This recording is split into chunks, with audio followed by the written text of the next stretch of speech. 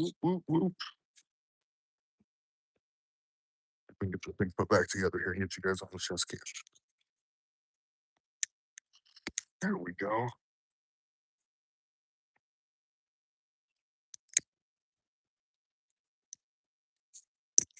Be secure there. All right, let's grab our poles. Wonder who's gonna be the first in here today. Let's see. We'll see. Started off on the tube. Good old tubey tube. I think I've got this a little more secure today.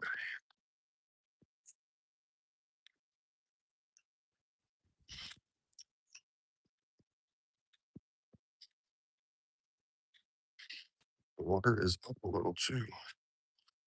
Some, awesome.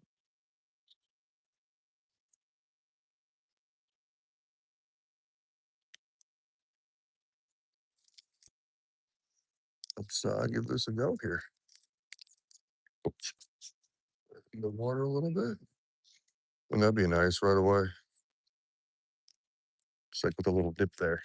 That pushes your tail a little way.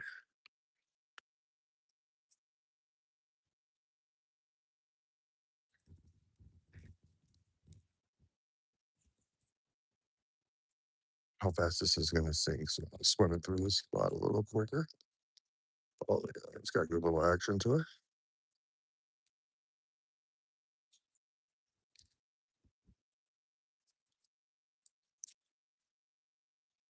I've heard the top water bite's been pretty good lately. Hey, one person in here already. Let's go, let's go.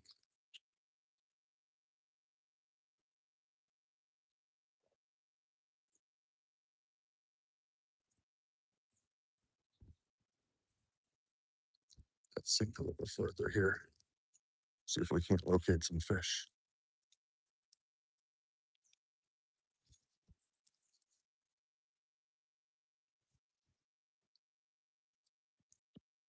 Who's gonna be the first in chat to say what up today? We're gonna kind of go on a little hike here in a second too if we don't get anything on the off of the tube over here. But hopefully we get hooked up pretty quick. Not looking for that skunk today.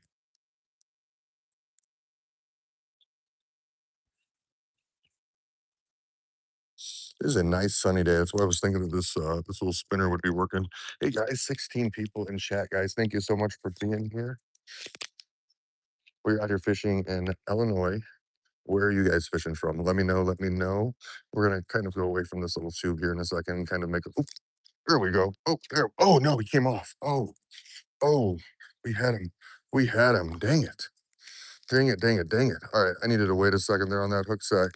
Or what was that? I could have been even like a gar, the way that that came up. Did you guys see that already? First bite? Oh, let's go right back into that same spot. We've been seeing lots of gar, lots of bowfin, lots of other stuff lately. Let's put this right back there and see if we can't wait for that bite to happen. Come on, get it again, buddy. Get it again.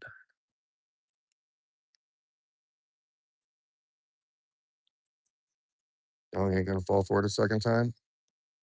Maybe the third time, that'll be it. Oh, he like flinched on that too. Hey, what's up, Courtney Jones? Welcome, welcome. Thank you for being here. We're just getting it started today.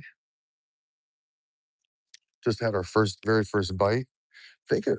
Not quite sure what it was. It kind of chomped on it like it was a gar. It had that little snap to it. Didn't really like take it in and engulf it there. But let's just keep going here. See what we end up getting. Oh, nope.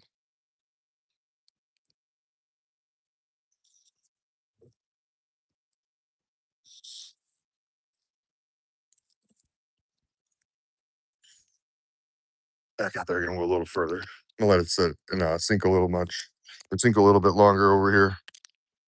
Oh, there's something that just oh, you know what? There was something that kind of went up my line. You know what? I'm gonna run top water out there. I got a feeling that it's gonna be the morning for a good top water bite. Because literally I just watched something come up to my line right there and kind of go after my line. I don't know if anybody else in chat saw that.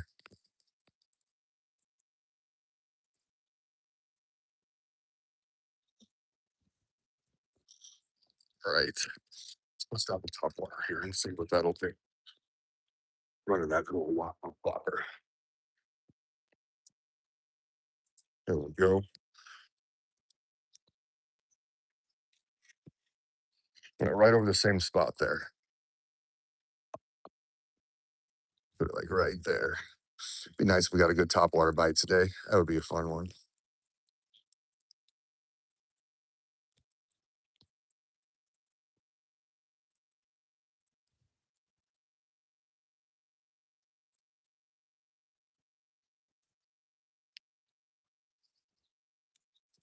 And we got the ultralight too. So we were for sure gonna get something today.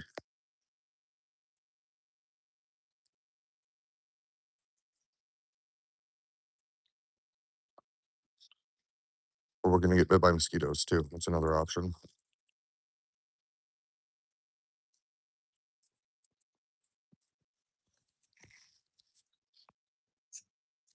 There you go. Let's see. Let's might try that spinner a little further on the left. We've had one bite today, guys. We he bit it pretty close to the top. We didn't quite get hooked up. I thought it might have been a gar the way that it bit at it. So I'm not exactly sure, but kind of run this right hand side over here a little closer to this shoreline here. And if you're wondering why you guys have seen me come back to the same spot, this is where I caught that 4 pound bass earlier, 4.5 pound bass earlier in the season was right over here. So I guess I'm just a creature of habit, hoping that I get another one here. Bet it a little bit there because I was bending. Uh, one more over here to this side with that and switch back over to that spinner again.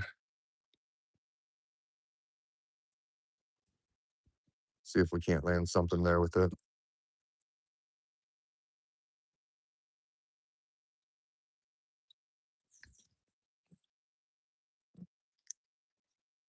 All right, top water there. Not yet, not yet. All right. Where are you guys from? Let me know. Let me know. Drop it in the comments below. Where are you from? Where are you fishing for? And if you want to even, if you're a little bored, tell me your biggest catch. Not a lot going on in chat right now, so you have some of my attention till we catch a fish here. I'm gonna go even let it go even longer, let it sink. We're using a 1/4 ounce spinner too, so I can run it a little faster. A lot of these fish are probably in spawn or temperatures quite getting right there. Oh, and we had a bunch of rain the last couple days. Like we got pummeled with these storms over the last few days. Might sneak over here to the other side and run along those little oh, little snag there. And I felt a couple little fish kind of bite at it, just some smaller stuff.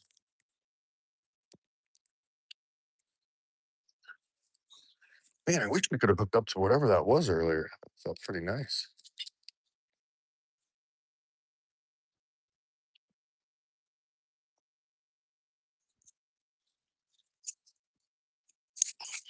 Probably should tighten this up so that you guys don't fall off.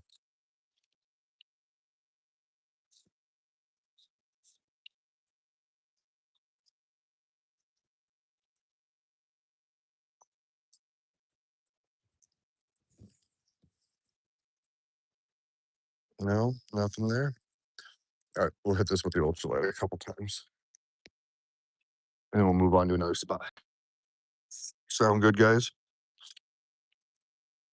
Sound good. Good morning. Good morning. We're out here fishing. How's this guy looking like? Oh yeah, he looks good. See if we can't catch a smaller fish. Get rid of the skunk, then the big fish will come, right?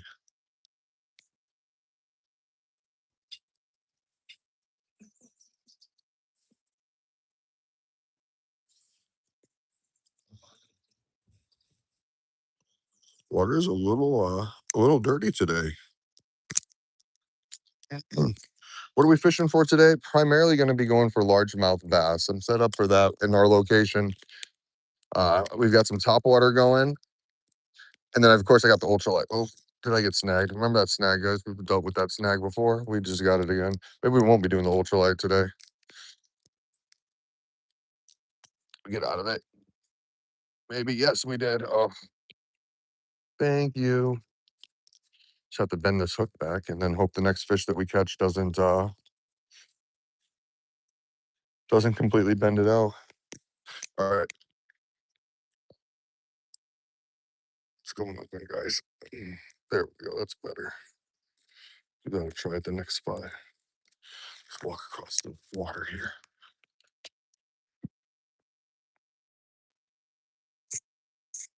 Be careful when crossing the road. There's another person over here fishing, which is why I'm being a little quiet. But once we get over here, I'll be kind of out of earshot and not be disrupting anybody's fishing here. All right. What is up, guys? What is up? Oh my God, let me get entangled here. Let's not start our day off like this. Nope, not happening today. Oh, and it went through the eye too? Man, I'm just unlucky. All right.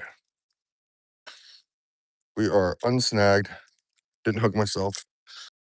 Gonna be running this little spinner for a little while and just see what we can get on. We are in, hey, what's up, bub? We are in Illinois right now. I get over and get these weeds cut down. I'm on actually at a private lake. Well, I guess it's somewhat private. It's a private public. I don't know. You can pay for a membership. It's a conservation club.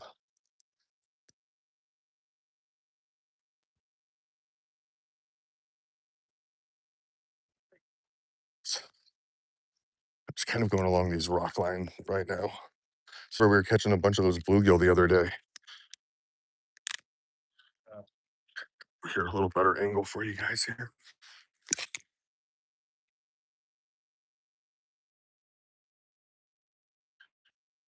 I've got another spot over here that I like that caught a lot of bass with these spinners at this time of the year. That's kind of why I switched over to because I was looking on FishBrain at my catches I logged last year and what I was using. But I was out on the kayak here last year a lot more. A little further out here. I got a whopper plopper too, so we got a top water. Try to locate something here.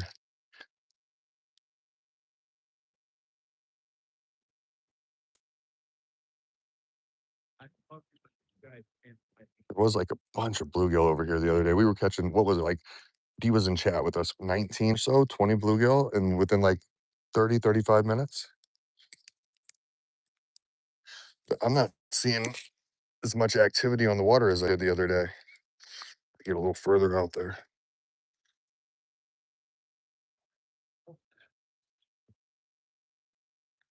It's got one over here. Here we go. That log, dude, that it's done it to me so many times there. Oh, you got a bowfin? You got grippers or you got it already?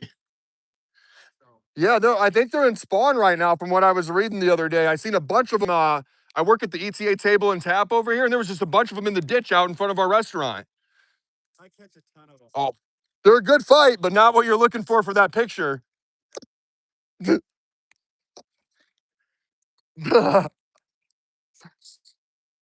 Very nice. You got him a nice bowfin over here. Okay, you're from Batavia. All right, that's up towards Chicago, right? That's not that far away. A couple hours, I think. Yeah, you got a bowfin. See a couple of water bugs out there. Maybe we'll go after them. They've been our source of fish lately. But yeah, I'm glad he got it over that log. I thought that he had a bass on and lost it on that log. Coming over the top of that. I've done that so many times over there. You're like, oh, I'll cast over there. I probably won't catch nothing.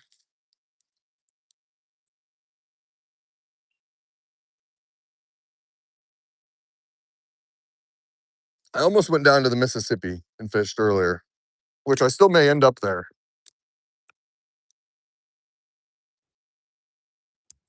I doubt we'll get a bowfin hitting on the spinner though. They kind of hunt more by more by sense.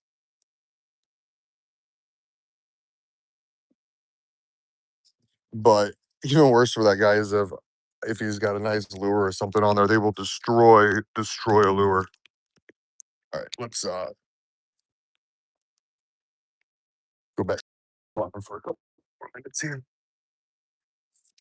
Or let me bend this hook back. Maybe We just gotta get rid of that skunk, and I think we'll be okay. That should still catch a bluegill, I think. Yeah, I bent it back. There was like a mound of them over here the other day. So let's try that again.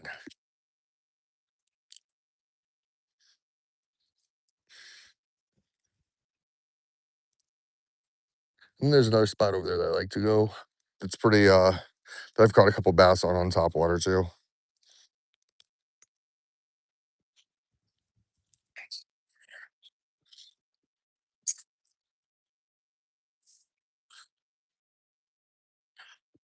Doo, doo, doo.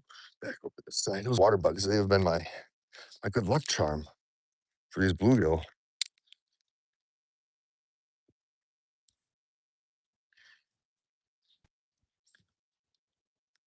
Come on, fish.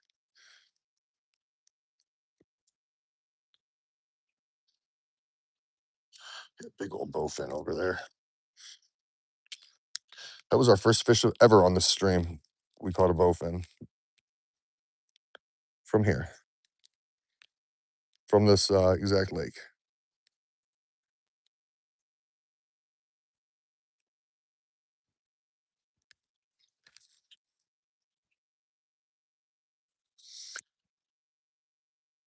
Maybe they don't like my little. Hey, what's up from Florida? Roneo's Adventure. What's up, man? Hey, good to see you. I've checked your channel out before, buddy. Oh, little nibble, little nibble.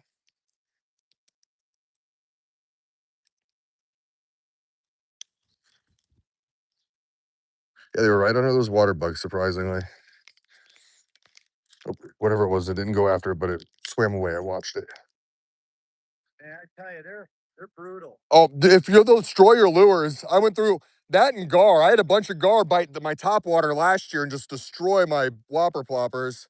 Really? Yeah, it was like right over there. Yeah, I usually catch some bass over here, but it's just been a crappy. I started the year out with a nice early, like 4.5, almost 4.7 pounder off of that tube, and haven't caught any big ones since. It's just been dinker, dinker, dinker. Fill that in. Got a snag over there. Yeah, we're gonna try to go for something bigger. I don't want to deal with that little thing. Hey, what is up, Michael West? I'm gonna sneak back over to the other side and work that tube, work that area a little bit more over there. See if I can't get a better angle. That side over there produces good fish for me usually. Don't want to give up on it yet.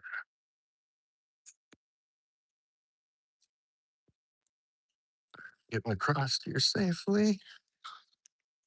Go. Walk down and maybe work it this way and work more around like the bank side. We'll just take just 2 poles.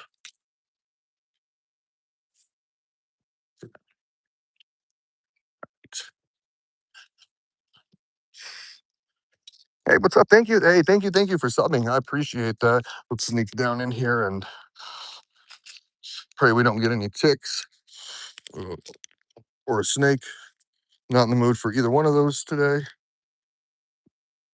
But look at that. Oh, this gives us a much better angle to that bank line. This is the same tube we were just fishing a few minutes ago. But now we can kind of, because we've been seeing the smaller bait fish up toward the shore. So out past that, we should have the fish that are thirsty for them. And if we get hooked up, we're at a little bit better angle to stay on compared to on top of that tube.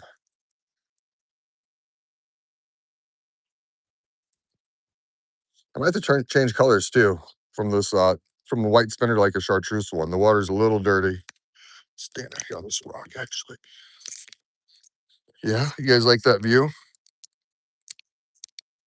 Oh, as long as we don't fall, we can actually try this side over here now too. Right along that edge there. Pull something up from there. Oh, there we go. That's a fish. We are on with something. There we go. That's a gar. We got the gar. Maybe he'll come off here.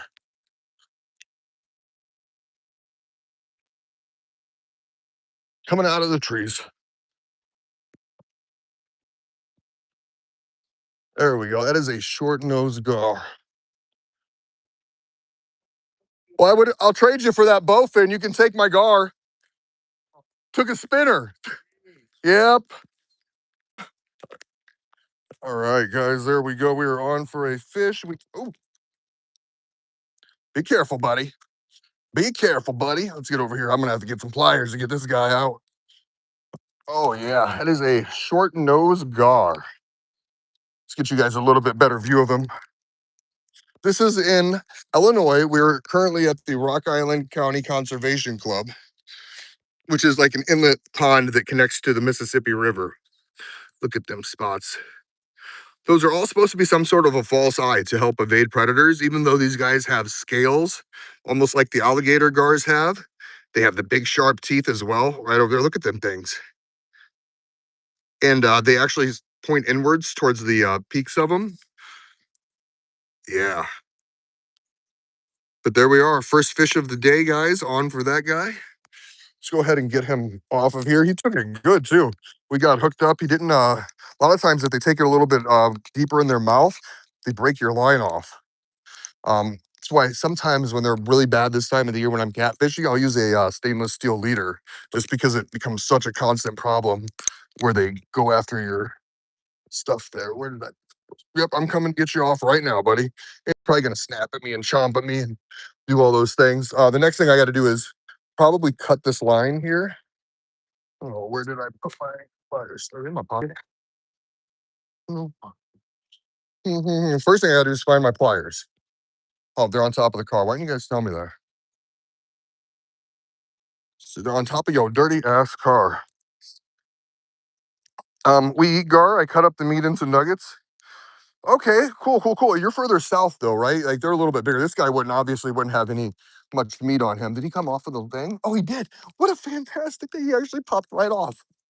Look at that.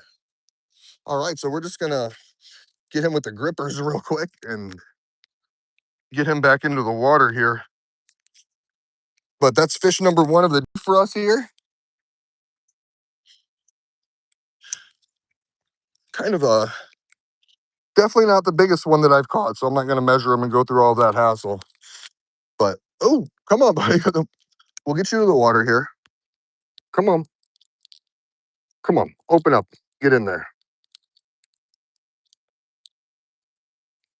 And these guys actually have, I forget the exact measurement, so I'm not going to BS you guys.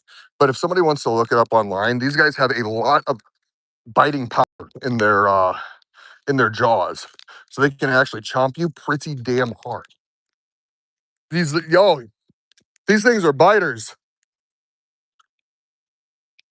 Whew. All right, let's get him back in the water. Yep. All right, and back in here we go. Oops. What is up with these fish lately going nose into the water, or like right into the water whenever we do that? He is off and free.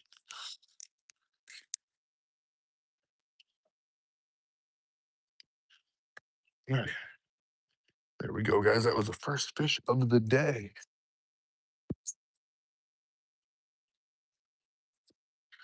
All right. That was a nice little spot that we cast, right? Earlier I told you I thought that we had hooked up on one over there. And if there's one, there's gonna be quite a few of them. Quite a few of them. All right, let's go back down here again. Oh. Back down to our spot, guys. One fish, one short nosed gar. If somebody wants to put that into chat, I will pin it up as a comment. If somebody can do that for me. Hey, what's up, Thomas Moreland? Southwest Florida, we as in you, Romeo. That's funny.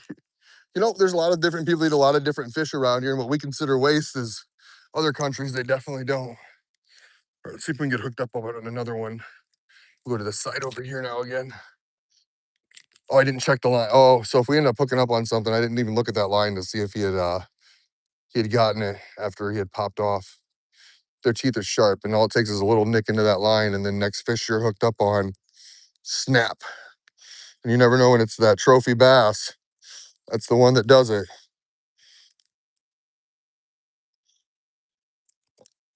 gunk on there. We'll go back over this other side over here too. Romeo will eat anything. You know what? That's not a bad thing. That means if he's ever in a survival situation, he knows exactly what to do. He's not like me that can do bluegill cat. I learned how to do a pike last year, though. I actually caught a nice pike and had somebody teach me how to fillet it and do it the right way and work around the. I guess there's like a Y bone in there that I had to get around and how to get the most meat out of it.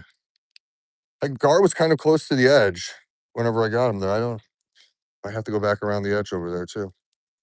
So it's a little bit deeper the further out we go, as it is with most lakes. All right, back over here.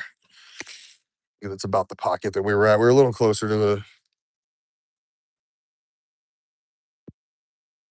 I mean, I don't necessarily say I want to catch another gar, but I want to catch another fish. Catching fish is fun. There we go again.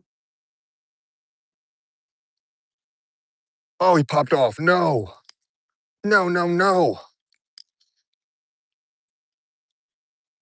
So that was kind of funky. He swam to my right, and I don't know if you're new to the channel. I went through a shoulder surgery last year, which is why you don't see me overhand casting the much. They had as a ton. They removed an inch of my collarbone, and my shoulder just don't work the way. Well, he took off to my right and went towards the bank over here, and I couldn't get my shoulder to move to keep the tension on the rod whenever he jumped up. Oh, anybody else probably would have landed that. Dang it! Dang it! Dang it! Dang it! That's why you don't see me using the big stuff. I used to do like a lot of catfishing and carp fishing and stuff. And man, I caught a couple of carp last year. I caught a 17 pounder and that took everything out of me. Like we were camping. And I think after I got done catching that, I was like done for the day. Oh, I think I caught a snag there. That's what that felt like. Oh, we got out of it. Good job. Yeah, that's exactly what we caught there. Oh. But that other one I actually think was a little bass. Wasn't even big enough to really bend the rod a ton. All right. Let me reel it. I want to hit that snag and then I'll come back to chat.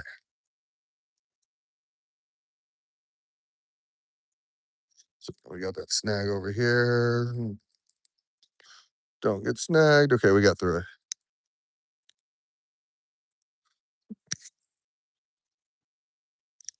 All right, so Donkey Land in the morning, Romeo. I had a bowfin, and I didn't like that too well. Okay, yeah. See, the guy right over there just caught a bowfin. I catch them quite a bit over here.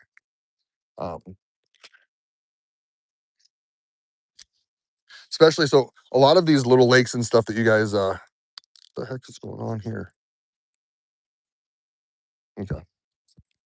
So a lot of these little lakes and stuff you guys see me fish over here are actually little like outlets that are spillways from the Mississippi River, so that if the Mississippi floods, they're made to take on water instead of the cities. So a lot of these things aren't connected to the water until it gets flooded, and until then, all these bowfin that thrive off of this shallow, stagnant water, um, just sit there and thrive. Was like the 8 pounder is the one I caught last year. Oh, absolutely. And Irvin, I told him I really would like to see it.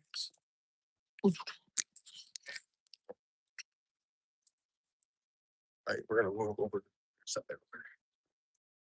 Oh, get out of there. I'm catching branches over.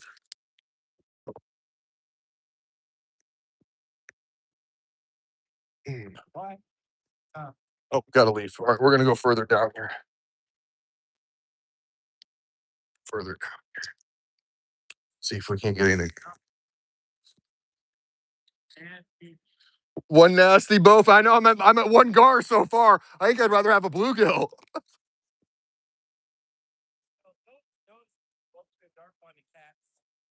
They are. It just sucks what they do to your lures and stuff like that. Especially when you get in and you think you got a nice like 4 pound, 5 pound bass, and then you see it at the very end. Can definitely be disappointing. All right, he's taking off. So yeah, no, we've got this area to ourselves over here. We're gonna move down a little further. It's probably around the edge where we caught that gar. I'm kind of looking actually, see if I can see any gar in anywhere over here. Just see them floating on the top like we did the other day, and we'll just kind of go at them.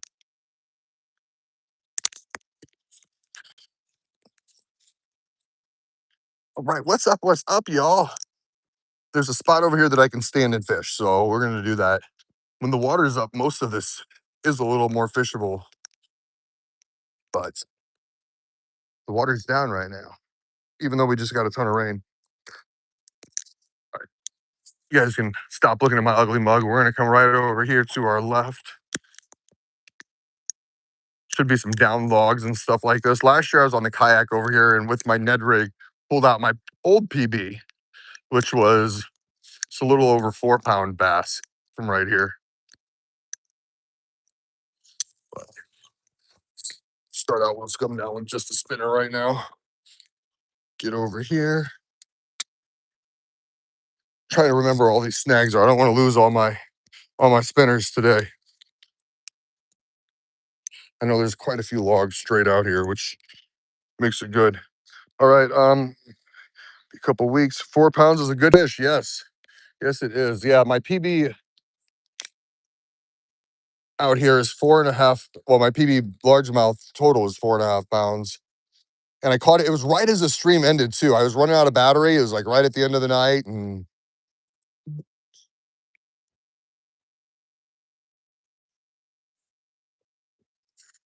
my spinner might be a little too heavy too right now.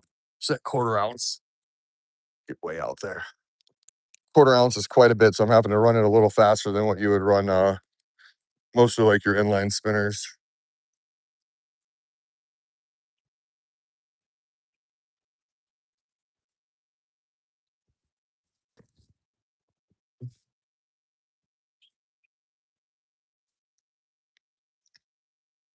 Go to our top water after this too. Run it a couple times. I've had some buddies that have been fishing here the last couple days, and so the top water's been a pretty decent bite for them.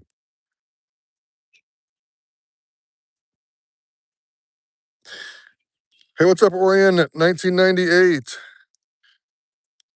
Let me check your stuff. I just don't want to get snagged here. Oh, try and oh, there's our first stick of the day. We did it. Hey, at least we didn't lose that spinner like I was worried about. All right, chat. Coming back to you guys now. After I get this sheesh entangled here. There we go. Hey, what's up? Oh, it's Obion. Okay.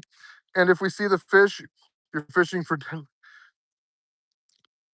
I am in Illinois. Oh, small water charter. Charter. Okay, you run bass and crappie trips in. Okay, cool, cool, cool. I haven't been to Florida in a couple years. My husband, his family is from Florida, so we usually make a trip every couple years to see them in Tallahassee, and I guess they just moved to Clearwater, which is where we used to go after that to kind of get ourselves some beach time whenever we were over there. All right, let's grab that top water real quick. We gotta get a leaf off of it too, from where we just caught that tree fish a second ago.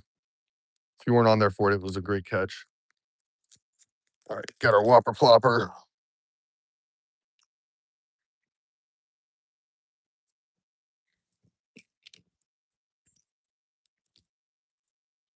Yeah, I haven't done any fishing in Florida yet, surprisingly. Every time we go, we always end up flying, and I never have any of my fishing stuff, and I don't want to buy fishing stuff just to go. And we've looked at charters a couple times because there are a few where we didn't have to bring any of like we could just use their fishing gear or rent their fishing gear, however it was. Take a little closer to those logs out there. I'm seeing stuff starting to flop out there. That's a lot better. We're just hoping we don't get another gar on the whopper plopper here. It's the only crappy thing about this lake that time of the year is that when those gar come in here, there's like so many of them. And I can't tell you how many whopper plop, probably a dozen of them last year I went through where they just like munched on it and destroyed the damn thing.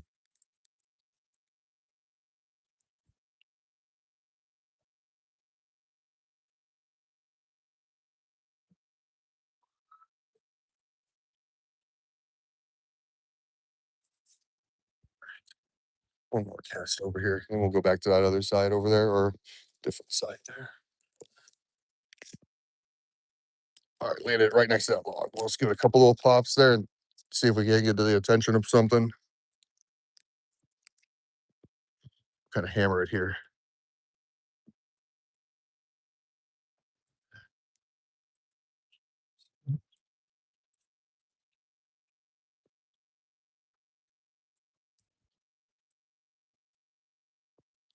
Wouldn't it be awesome if the fish just came up and took it right there?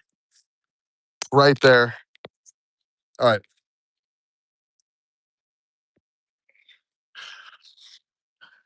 Let's keep going. Where do we go? You know what? Maybe I'll go to that other side of the tube where that guy was just at and he caught that bowfin. Maybe he left something for me there. Maybe something over there didn't want what he was offering.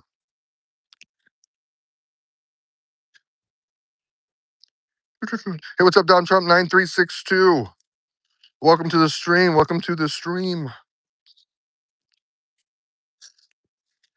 Yeah. So to keep any of the bass out of here, they have to be over 20 inches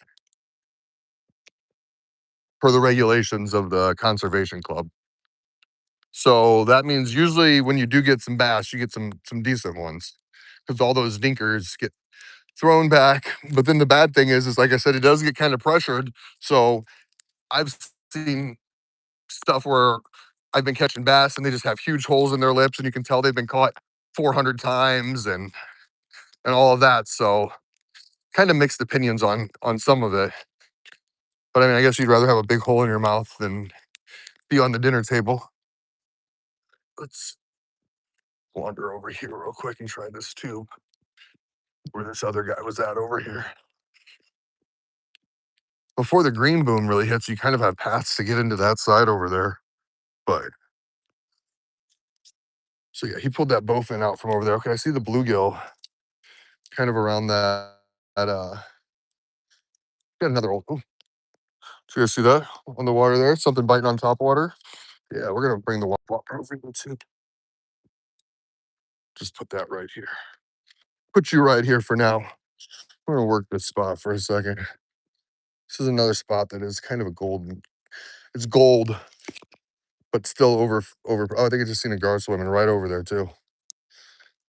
But still kind of pressured water.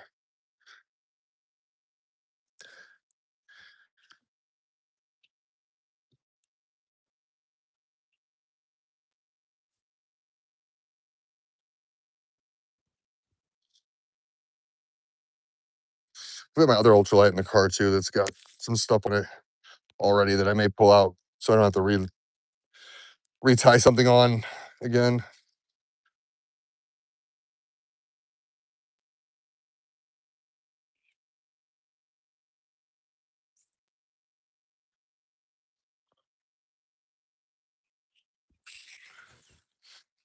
So what do you guys think? Inline spinners? Is that something you guys use to fish? Does it work good in your guys' area? I don't know what you use down there in Florida. I'm guessing it's got to be something a little different than what we use here. I guess the bait shops all sell the same crap, so it's got to be. Other than what was it? I seen some of like the surf videos where they use like the sand fleas and stuff. That looked interesting. Go and you catch your own bait and all that. I guess we do that too. We go and catch our own bluegill to use for catfish bait, but no sand fleas. I just seen something swim right through there. You can kind of see where a lot of carp here too. Go out there a little further. And we'll switch to top water after this cast. Grilled some bass fillets and black. Oh, did you see that one that just flopped over there? Oh, that was a beast one over by that log over there. That was a nice one. I had the kayak last year. Before I realized that it was so hard for me to kayak with my shoulder and then still fish.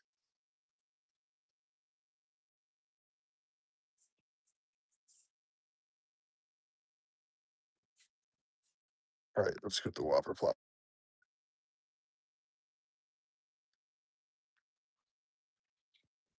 Come on, big bass, big bass, big bass. I'll be upset because I'll see somebody else that's out here fishing. They'll probably be like, I caught 22 fish today.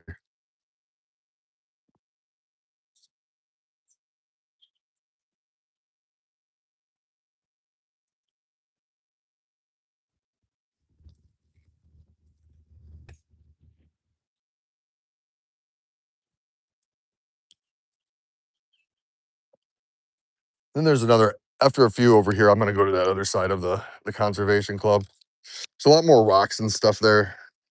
And I've caught more bass there fishing like kind of the edges of the shorelines compared to like out here more in the center. So yeah, you know what? We're just gonna hop in the car and we're gonna make the drive over there. I don't have too much stuff out here.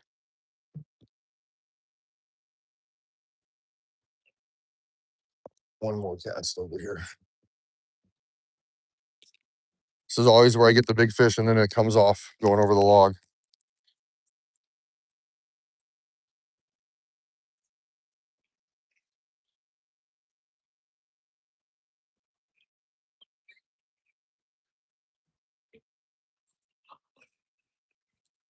All right, let's go.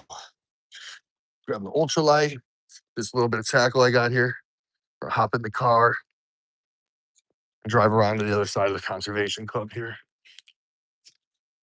See if we can't get a spot over here.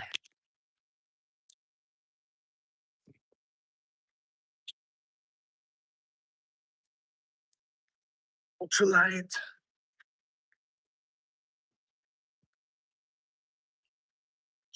Toss these in the car real quick.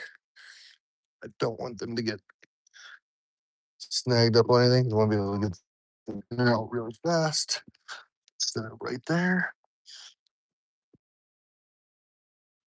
Pliers, scale, grippers,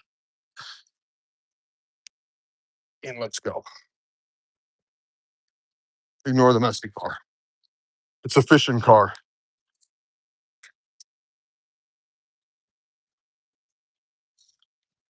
There's quite a few other spots I can fish around here too if we don't like the spot over here. The air conditioning going. Whew. Seatbelts on. Fuel levels low. Should probably go take care of that. I'm not gonna do that now though. All right. All right, guys, we not on the bike today. Normally we're on the bike traveling from location to location. Hey, what's up, Outdoors with Skeeter? And Panic Matt PCP. What's up? What's up? So what's really cool is when this floods up, they can actually like wall off parts of the conservation club to try to keep everything from kind of fully escaping out there. Some of the old timers here was telling me about the floods they had back in the 90s that just kind of ruined the place, I guess. I guess it was the most prime fishing around. And then it flooded so bad that all the fish where they had stocked the pond and stuff for years and years and years, all of that just washed away into the Mississippi River to probably become bait fish for the giant blue cats and other stuff out there. Hey, what's up? Isaac loves dogs.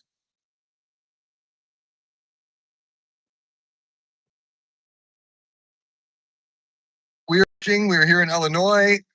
Here, pull into the concert. I'm hoping that I've got a spot that I can fish kind of over here on the left-hand side. Oh, get around that officer there. Into the conservation club. Right. See that? We narrowly evaded the police. That'd be my luck getting pulled over as I'm just going from one side of the club to the other side. And I decided to drive through like the public instead of driving through the little, I could have just turned right there and stayed on private property. Oh, we have so many little geese, guys. We have so many little geese. Let's get over here. So ideally, I wouldn't mind the spots to the left. I've done pretty well there because they put a lot of trees in there to kind of be beds for. Oh, they're getting so big.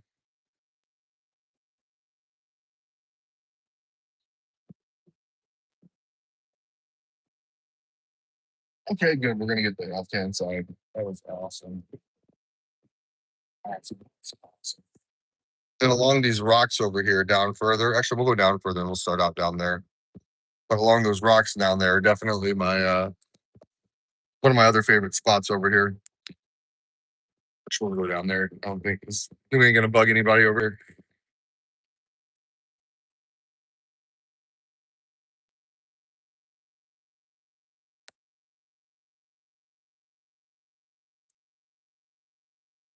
When I was in the kayak, I used to go out along the rocks there and fish. And that was always some decent fishing too. Gets a little bit deeper out there, that's for sure. Kind of opens it up. But when the fish move to the shallows and they're chasing the bait fish and they're hiding under these rocks here, I really like this area because they built these banks up. Look at that. They built these banks up with all the different rocks and stuff like that over the years to keep it from eroding, which become a spot for them to just hide and nestle in there. Start right here. And we're gonna start straight off with top water, I think. We're even gonna go with an inline spinner to begin. Thank you guys for the likes. Up to 16 of them already. Starting to stream more and more, guys. Starting to kind of figure out my work schedules. So I can get out here and fish with you guys a little bit more. Right. Grab the whopper puffer out right away.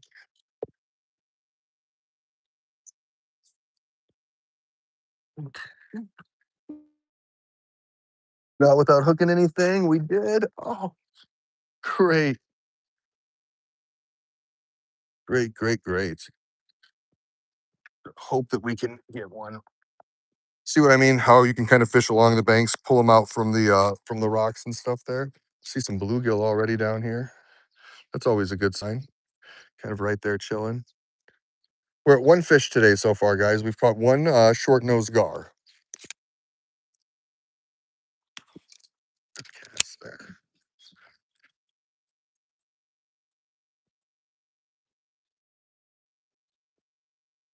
I thought about going back down to the river where we were the other day and we caught those off of the Mississippi. We were catching the drum with the ultralight. It's like that might be fun to go down there and go after some of those white bass.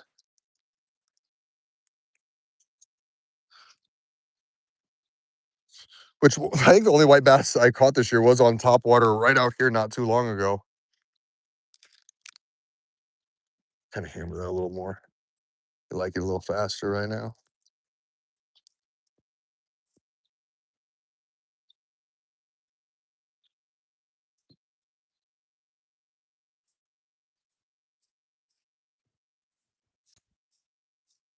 What do you guys think? You think that'll catch a bass? You guys think this is the right color for today? That imitates more of a perch, I think, than a bluegill, but I think it'll still work, right? Go out this side, a lot of stuff over here.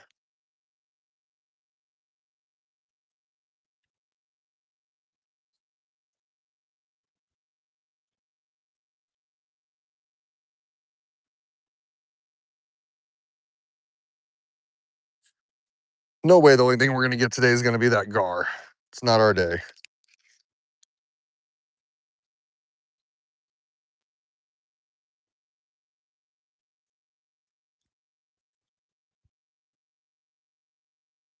Couple with the spinner here. And then watch, we'll pull out the ultralight and get our biggest fish of the day on that thing. It's usually how it ends up working, right?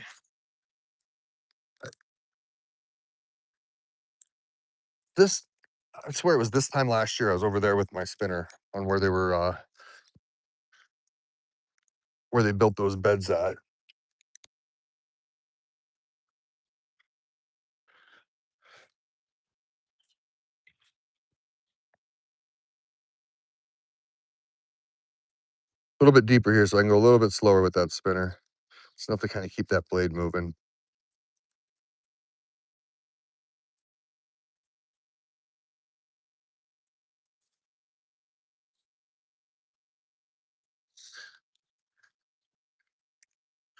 Nothing here. So last year, I hadn't fished in a long time since I was like a kid, and I started fishing again. I think it was like the year before last, mostly like bottom water fishing, kind of how people start out again. But then I really wanted to get into like bass fishing and stuff and learn how to do stuff. And my very first top water catch was literally right here, standing on those rocks, and he bit it right at the bank, like right there. Little throwback for you guys there. Yeah, hey, this is a natural color. Isaac loves dogs. Is this a good place to fish? Yeah, it is. I pulled out some great bass from here. I don't know. I need to check what the air pressure is right here to see. Because at first I thought they were biting on top. But we've gotten a lot of rain the other day and those storms moved out. And I'm wondering if they're maybe towards the bottom because he caught that bowfin with he was jigging and caught that bowfin.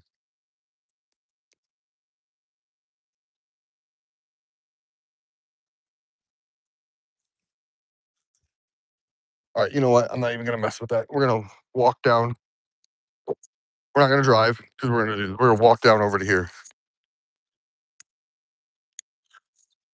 and see if we can't get anything in the spot that I usually do a decent job catching them.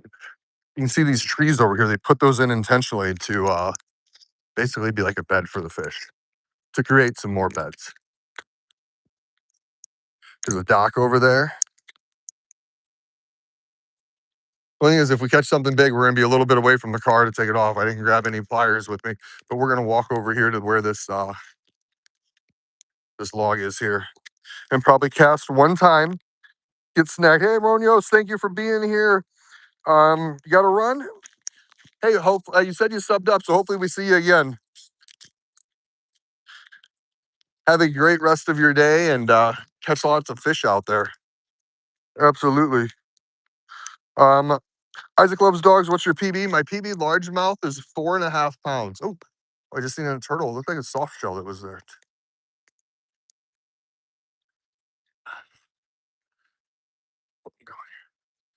Ooh, there's something right there. Do you guys see that? I think it's a carp. I'll see if I can zoom you on in here. But there. You guys see that right there?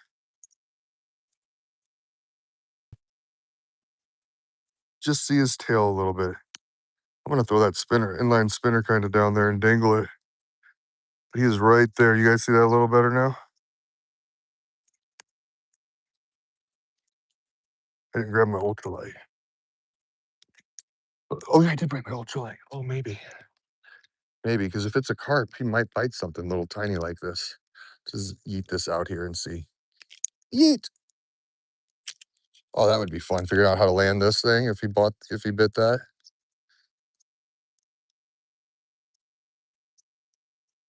No, but he did not. Right. Walk back over here. My biggest carp, 17 pounds. In case anybody was wondering that as we walk past the carp there. But I'm gonna come right over here to kind of this area right here. See, there are a few snags over here that I gotta watch out for, but cast a little further out there and maybe I'll get past them. It's right here.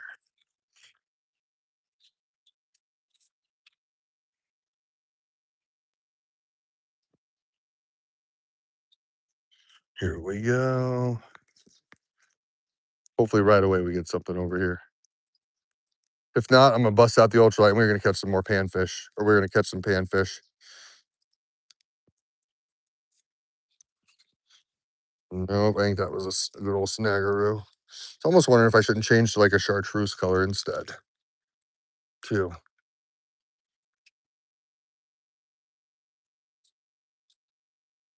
Let's sink a second.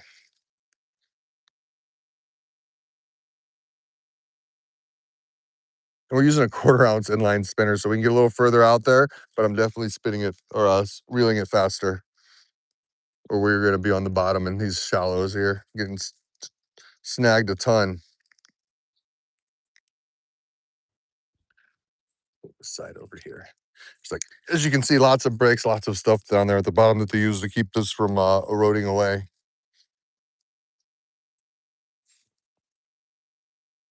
So it's kind of like, is it a bite or is it a snag whenever you're jigging and stuff out here? A couple little things kind of hit at it there. Tell they were little because they did not, obviously didn't take it. Right here, right out there.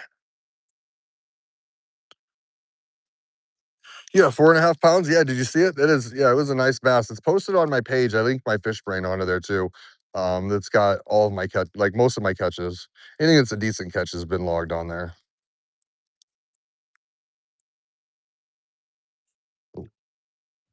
What do we get tangled on there?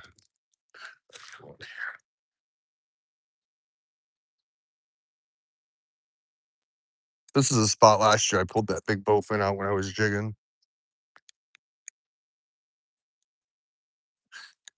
When you get older, you get lots of memories. Make sure that thing ain't twisted up from that last catch. And I did feel the lineup, and I didn't feel any nicks or anything from that gar that we caught.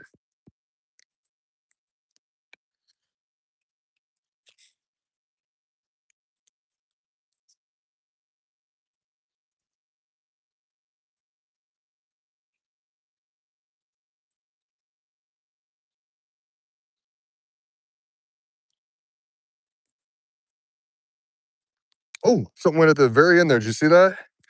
Right at the very end. I don't know if we scared it or what it did, or if it was under that log, or if it was. Yeah, we're gonna go bite the. I think it was another gar. You could hear how it like clamped at it and chomped. Like that's what I was talking about earlier. All the pressure that they've got in their jaws are like giant mice trap, kind of. Gave me the chills a little bit whenever whenever I heard that. I see. I was like, oh god.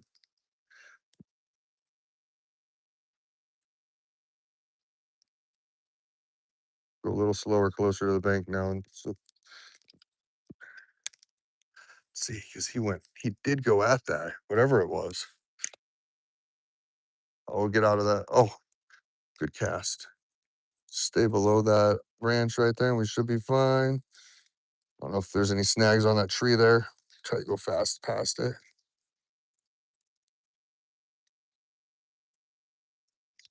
Oh, that was a snag.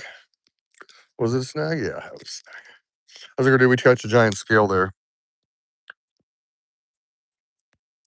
Under the tree where the shade is? Yeah. Yep, that's kind of the spot that I've been kind of hitting at over there.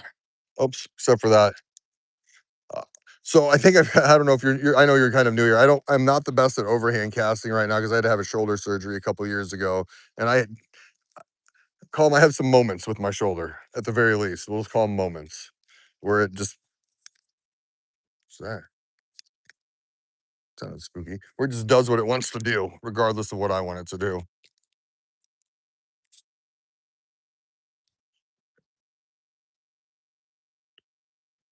Get over to that other side over there.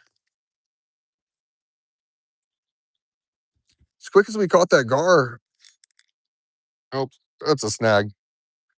It also means whenever I get big snags like this, I'm not even gonna mess with that one. We'll go tie something else back on there. We'll run this top water for a little bit, and then we'll go tie something else back on there. Different color spinner. Go with the chartreusey one. Ah.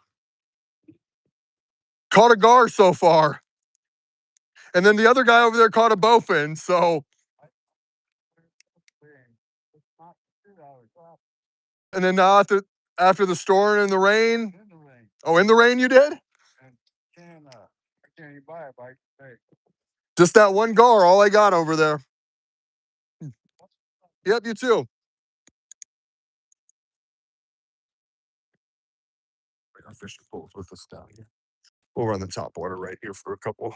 We'll grab that. We'll go put a chartreuse spinner on there. The water's a little murky, a little murkier.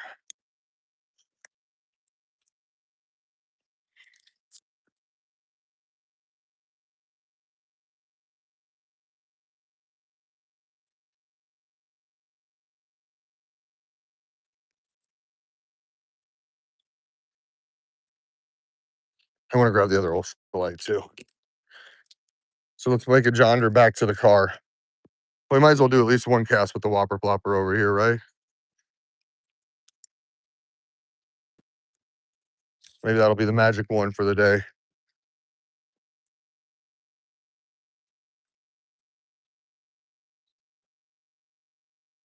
Yeah, I was saying the bite the last couple days before those storms came in were fantastic. And then we got those storms in and they definitely not seeming like it's the best. Like that guy said, he was just pulling crop out the other day. Then it rained. Didn't even get a bite today. It's probably with those guys over there having the same issue. Hey, what's up, Robert Terrence? Hey, thank you for the good luck. Oh, oh, I didn't reel that in all the way. My bad. I don't want to just trip and fall. Go back to reading chat here in just a second. All right. Hey, what's up, Ab 999? Isaac Love Dog says, well, I'm not great either. Robert Torrance wishing us good luck. Yeah, we're doing people over there now. Everybody's kind of finding spots, just kind of seeing what's working for them today. First, almost all those vehicles that are over here now were actually over there on that side, probably trying to pull crappie out of the around that log over there. They've kind of built that into it like a crappie haven over there.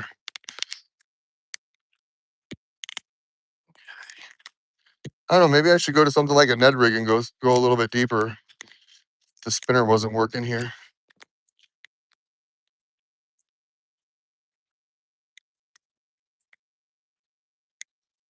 Oh, it's been a little bit since we caught a fish though. So why don't we get the other ultralight out if we can? And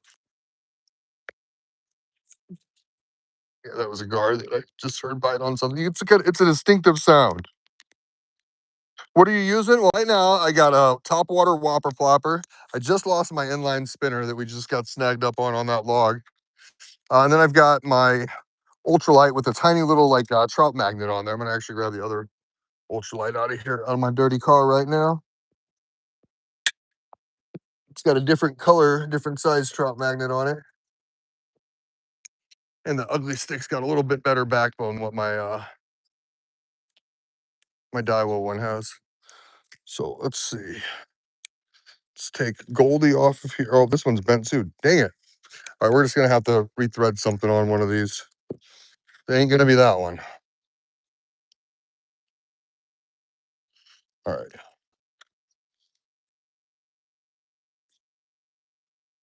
Oh, I forgot that was the one that caught on my shirt the other day. I hooked myself with it on this ultralight. Do I got another one of these little dinky things? Oh yeah, we got another tubie. Let's go with this hook and we'll go with an orange one. Something nice and small on there. Onto the ultralight. And we're gonna catch a couple fish. And maybe if we're lucky, we'll catch a big bat on the ultralight, and that'll be fun, like it was the other day when we were catching those drum. Ow. Stab yourself in the hand. Pliers. Give me 30 seconds, guys, and I'll be back joining you guys in chat again. So mind your manners. Put this on.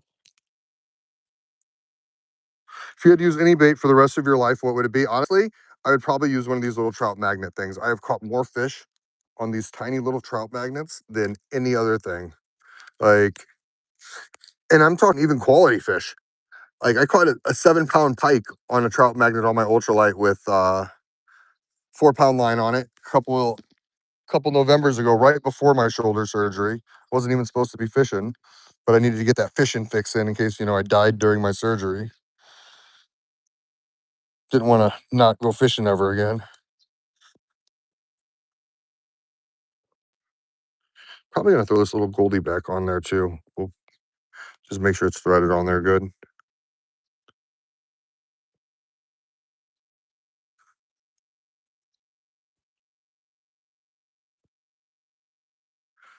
Nature just sounds beautiful today. I'm gonna quit talking for just a couple minutes. Let you guys enjoy that.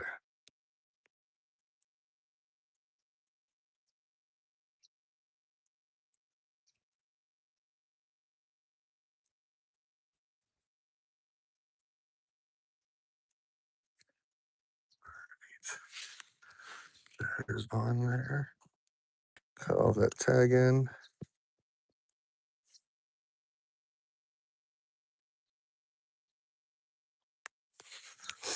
Put this little gold thing back on here. Got a purple one in there too, but I've been having more luck with this little Goldie here the other day. We were catching a lot of bluegill with him.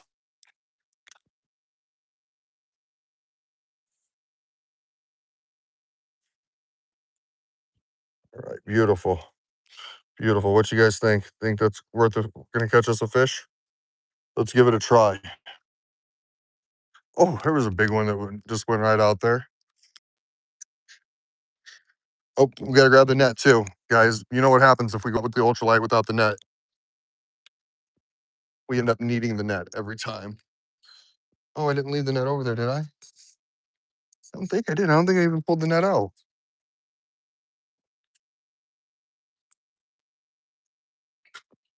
All right, guys, I might have to drive back over there and look and see if I left the net. But that can wait. First, we need to catch a fish. What kind of fish are in the water you're fishing today? Randy wants to know. Um, so we're fishing at the Rock Island Conservation Club. So the limits here are pretty high. You have for a largemouth bass, it actually has to be 20 inches for you to be able to keep it out of these waters. There are four private lakes in Rock Island, Illinois. So there's going to be anything in here from little tiny panfish, your bluegill, your crappie, white bass, yellow bass. You're going to see some bigger bass, all the way up to stuff like I've had some bowfin caught out of here, pike. We just caught a short-nosed gar a little bit ago. Oh, there's a little nibble there.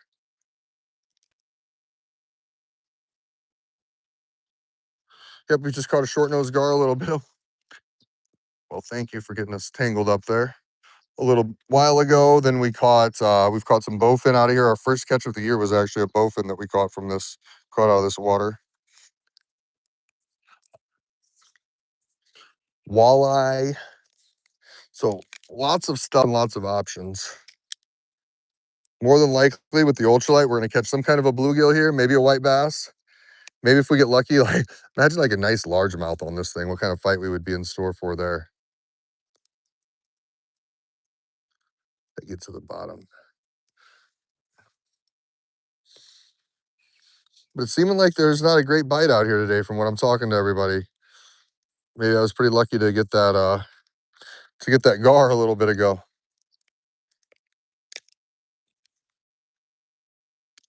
Our strategy this year has been follow the water bugs.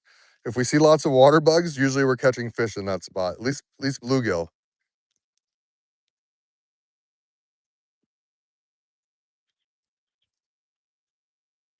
I think that's like a little white bass minnow there. Look at that thing just swimming there. Oops. Well, the reflection is terrible for you guys.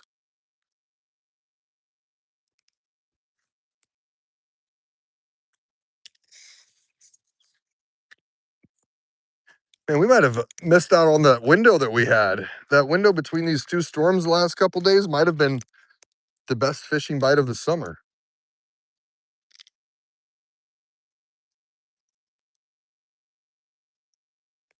Because I can't even remember. If he was in here, she'd know. I can't remember how many casts we had in a row where we caught fish with the ultralight that day. Like every cast we were expecting to catch something.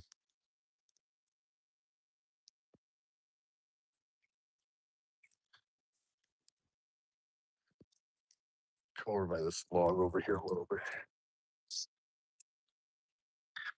Rain Cock, while it's awesome, I miss growing up in Illinois. Freshwater fishing isn't the same here in Florida. I want to see another gar. Let's go. Yeah, I would like to see another gar too. When we were out the other day on stream, we seen a ton of them in this little spot, kind of like a ditch by my work. Oh, I thought I was going to be over that log there.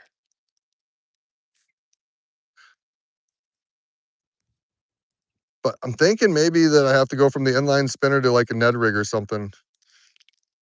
I don't necessarily want to be on the bottom, but if the pressure's down or if the air pressure is pushing them there because those storms came through, might be wasting my time with the inline spinner in the top water and stuff.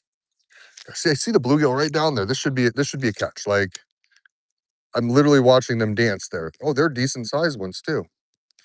Let's see, here we go. They interested? Down there on the bottom. I'm seeing them look at it.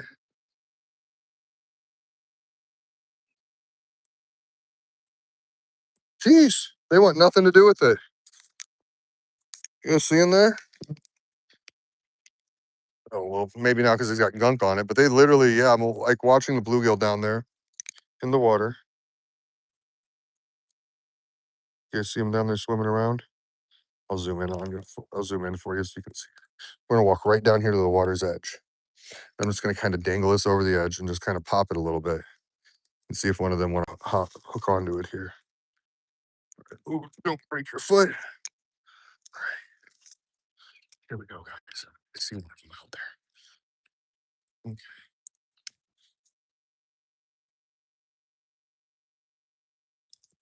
No,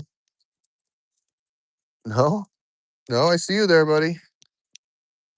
I see you looking at it. I see you looking at it. See, he's even bopping it. Boy, look at how finicky that is. They are just. And if the bluegill aren't taking anything, I can't. I have to go get worms. Oop, oop, oop. Jigging it. He's in front of his face.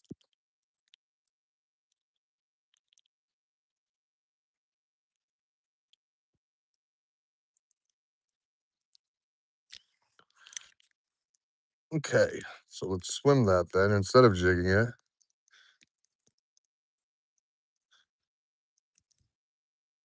Oh, see there, he bit it. Okay, so he bit it that when I was swimming it. I didn't hook up on him, but when I was swimming it a little bit more, we got a bite.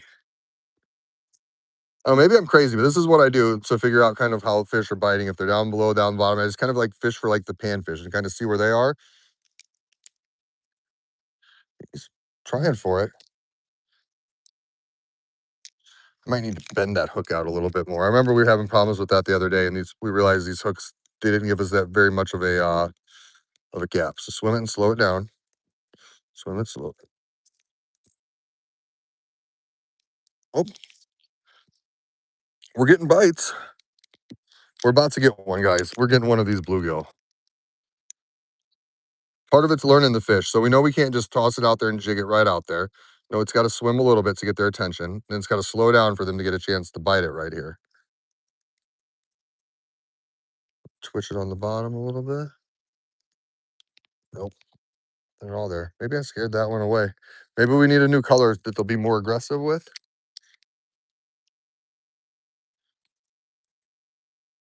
Never worked so hard to catch a bluegill in my life.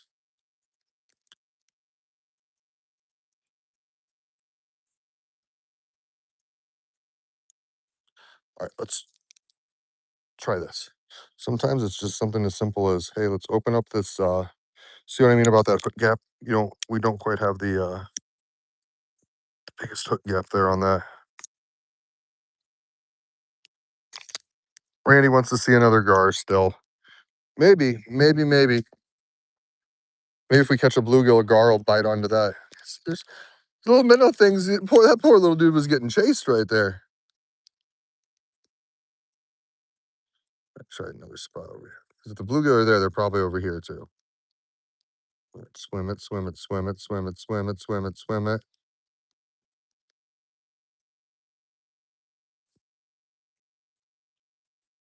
Mm-mm. I had another bite. Another bite, but no fish.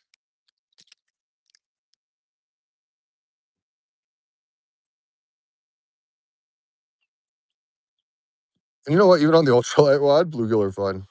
Any of the stuff you catch here are fun. I don't know. I might end up deciding to come back out later and give it another try. I know I shouldn't give up.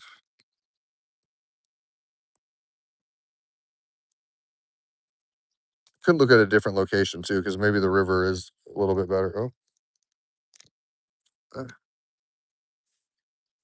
slow it down again. Come on. Hmm.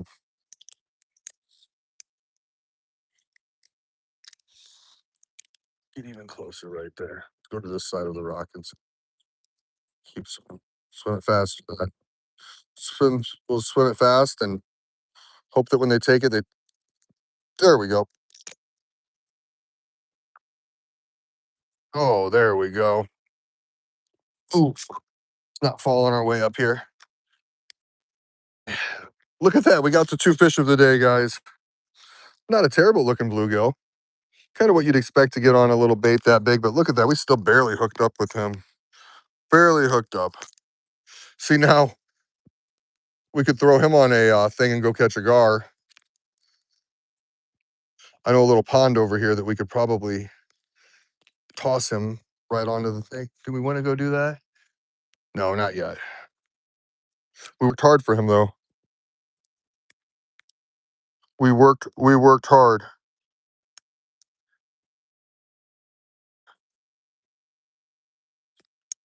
All right. So don't I'm not an expert with panfish, but I do know okay, you literally I was trying to be gentle. You flopped right out of my hand at the perfect time. But I know that crappie, if you like release crappie kind of like after you catch them to the same spot, they go back to where their school pretty much was, and then they shake. And they shake to let the other fish know. Ooh, something over there, bike. They shake to let the other fish know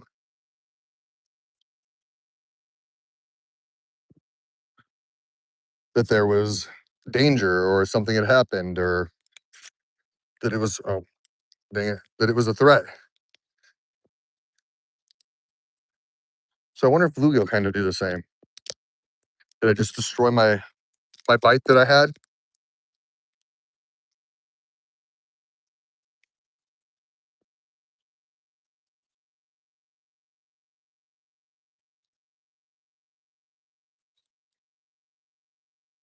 Oh, he took it there too. Just didn't get hooked up.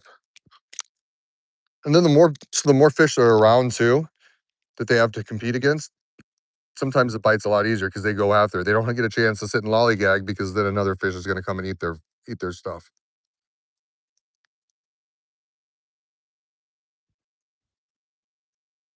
All right, we'll go one cast over here to the right hand side by this log over here. Let that sink down there. We'll kind of wander on over a little bit and get a couple more little panfish here. Kind of wishing I would have went out to the river. Not gonna lie, guys. Isaac, what kind of dog do you have? My husband and I have two dogs. We have a pit lab mix. Sure, that wasn't a fish at the top, or it's just a log. But we have a pit lab mix, and then we have a Staffordshire Bull Terrier. All right, so there's some logs, perfect looking little vegetation there. We'll launch out our little ultralight trout magnet there.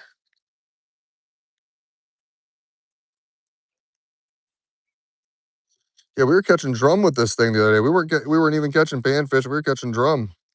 Nope. Okay, so they bit it and they wanted nothing to do with it there again. So what is going on? Oh, there was a little, just a little bit of gunk on it.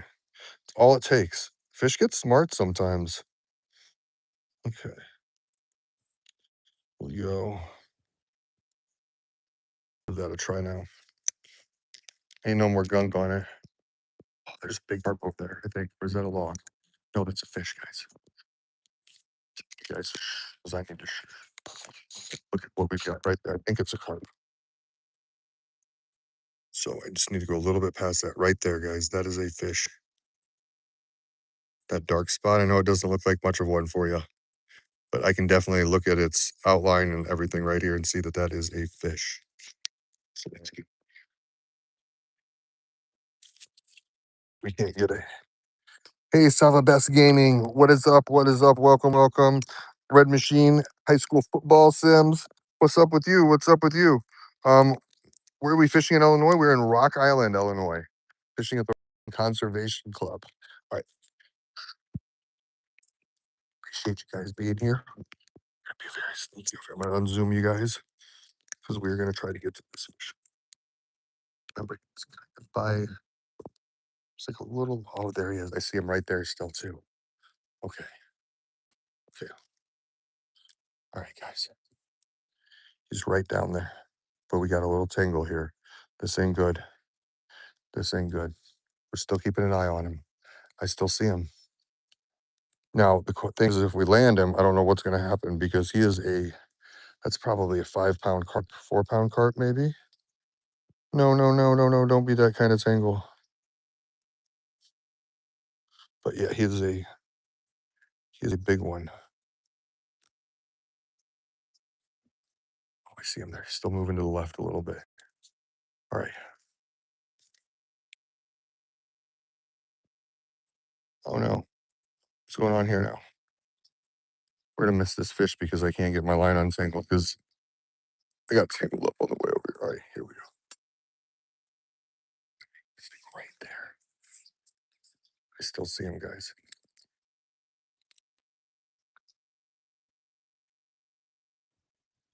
Still see he's right here. Our bait should be dropping on him right now. Should be dropping right on top of him. Come on. Come on, buddy.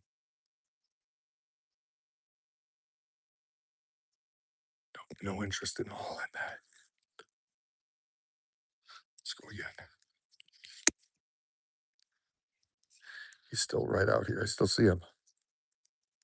Still see him. All right, we should be dropping on top of him right here. I'm gonna twitch a couple times.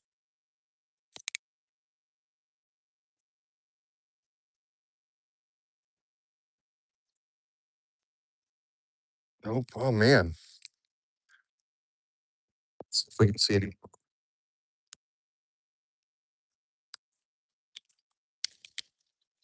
Oh, I think we got another one right here. Yeah, I think I don't know. It looks like a tail, but it might not be a tail. I'm not gonna trust it. That could be a log right there. We'll see if it moves here in a second.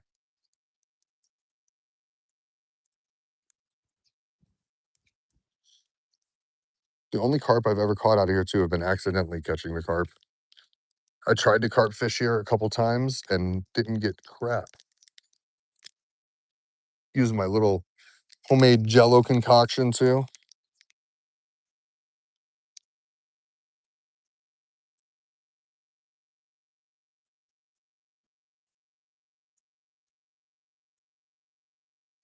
Well, shucks.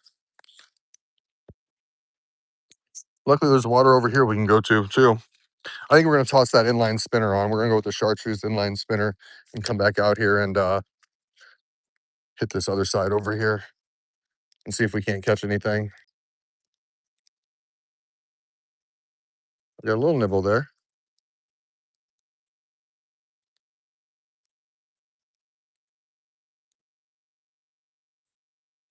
Felt a tiny little nibble. Get back out there. Oh,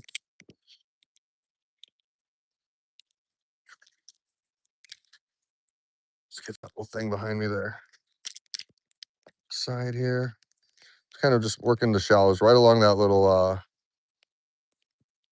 ledge there. See if I can pull any of these small fish out. Try Cinco. Here's some shaded areas.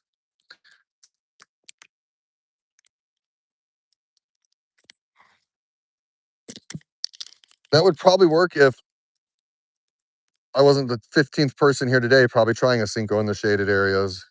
Try to do some stuff a little bit different than it. But yes, normally that's kind of the play. This is like shallow right here.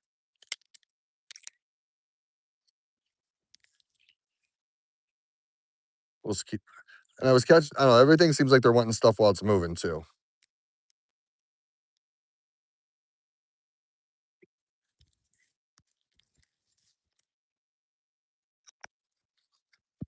And that was from East. Thank you.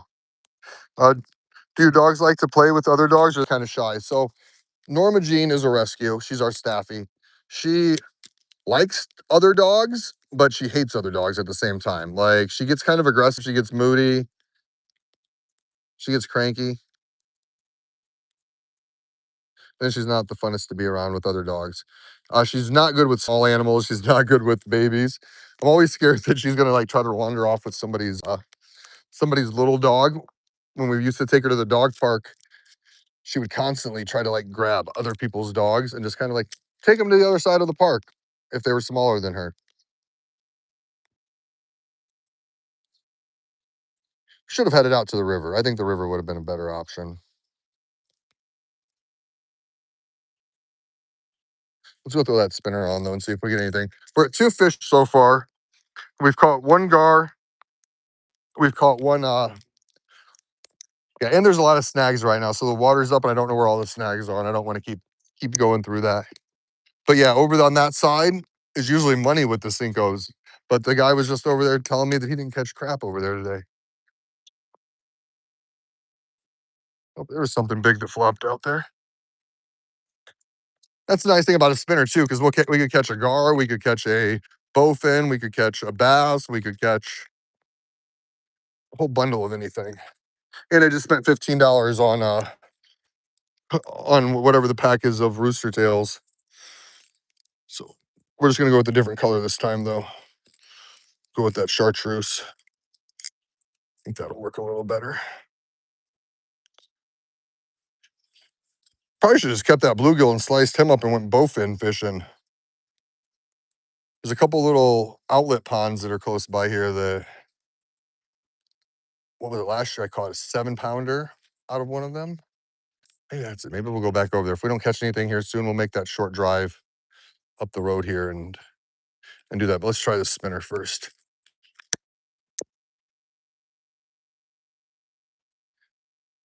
At least give the chartreuse a try. It's a little bit murky water. I used the white one earlier. We lost the white one. Used quarter ounce because, like I said, I planned on going to the river, so I bought rooster tails for the river to fish for white bass. And then for some reason, my car just took me here because it says this is where I catch fish at normally. And I didn't want to just catch a bunch of little white bass today. And we didn't. We caught a gar, a nice short nosed gar. And we just caught that tiny little bluegill. And then now, once we get this rooster tail on, we're gonna catch another bass. We're gonna catch a nice bass. It's gonna happen. All right, pliers over here.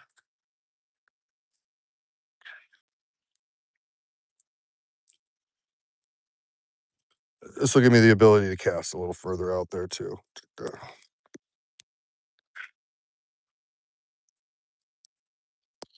right, guys, let's go over here.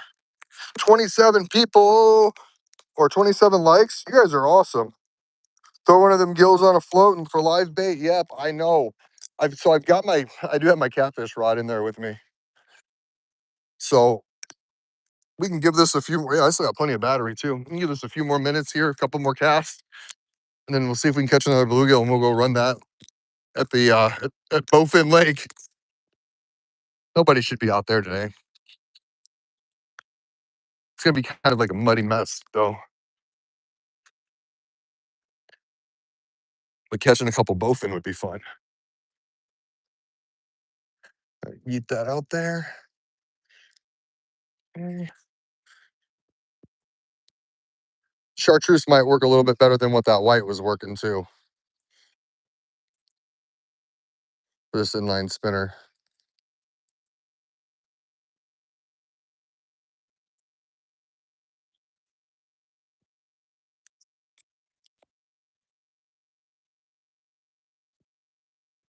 Oh, we can cast so far. I forgot that guy did move earlier. We should have went down there to the other spot. But he had just fished it. This has been like pretty pressured today so far.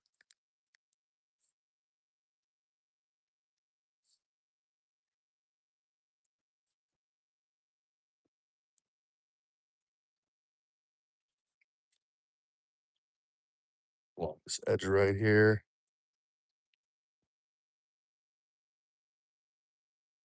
I'm even gonna swim this even quicker because even with that other one earlier, it seemed like everything was wanting stuff moving. Even the little trout magnet we were running, we weren't getting hits on that until we were moving.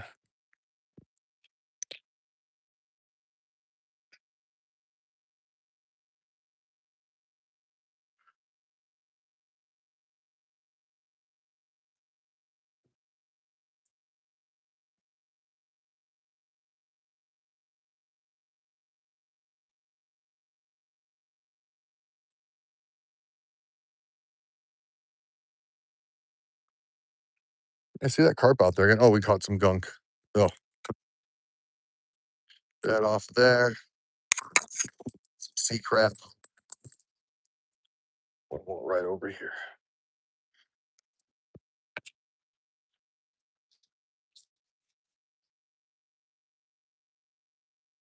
No snag, no snag, no snag, no snag.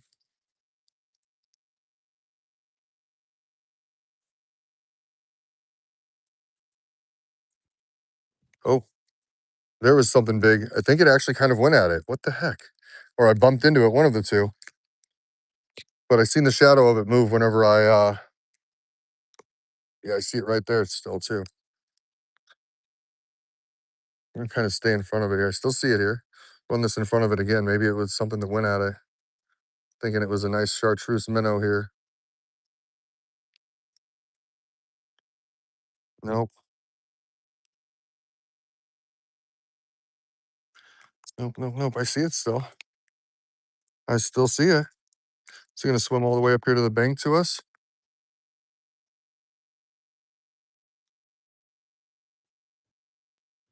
Probably another one of those big carp.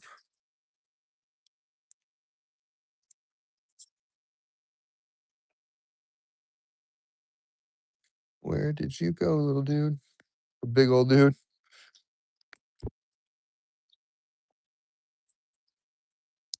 Come and hit these side of these rocks over here. Just gave you two subs with both of my channels, but that spot you at, I've been there. I've been there a couple times, mostly on the Rock River, Mississippi. Yeah, yep, this is it. The Rock in the Mississippi's, yeah, where a lot of people go. I came out here because the last couple days at Sullivan Island, it had been super, super, super packed with people, and then even here at the Conservation Club, it was busy. But I at least thought I'd get a little bit better scenery here than staring at the Arsenal Island or some of the other stuff there. Wanted more of an outdoors day. We'll just keep running the spinner along, go on a little hike down this bank side and see if we can get lucky and pull something out of here.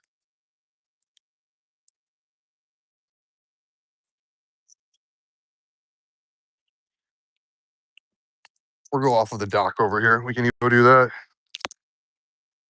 Red Machine, hope you catch a bowfin. I personally have caught one in a few years. So our very first live stream that we did on this channel, we caught bowfin right here, in this very same spot. I remember we were over there and all of a sudden the bell started going off and actually bit on the worms at the beginning of the year. We were going for anything we could get. Yeah, I think it was about a 3-pounder is what he ended up being.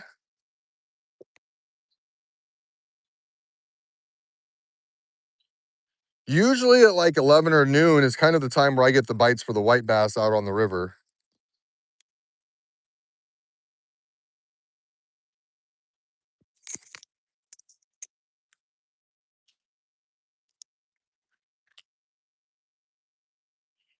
This is Bowfin Lake. Bowfin Lake is kind of like right over this direction, about a half of a mile. I call it Bowfin Lake because it's a waterway that usually is blocked off from the river whenever the water is down. And the bowfin go in there because it's shallow, it's pretty stagnant, nothing flowing in and out. And they just sit in there and get huge. And I could barely keep a line in the water last year whenever I was using some cut bait that I was catching there and caught 5 or 6 of them in like an hour. So ever since then, I have dubbed that Bowfin Lake over there.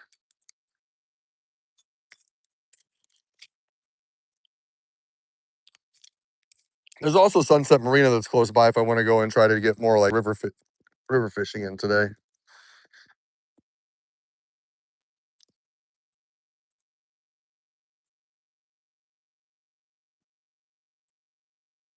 Oh, I think it was a rock.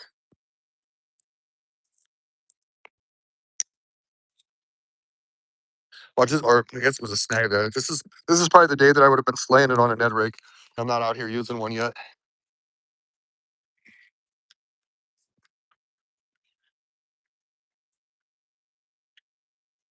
All right, let's kind of work our way over here. There are more snags along this side, but I have caught a lot more. Oh, look at that. Do you guys see that? What do we have here? Is that one of those carp I was telling you guys about? You guys see that? Can you see him there? There's a couple of them just like right down there. Yeah, I think that's a carp. I see him kind of moving there. Or no, maybe that's a bass. That could be a bass. I got this spinner here.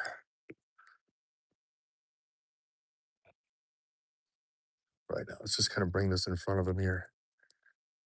see if he doesn't go for it. Come on, buddy.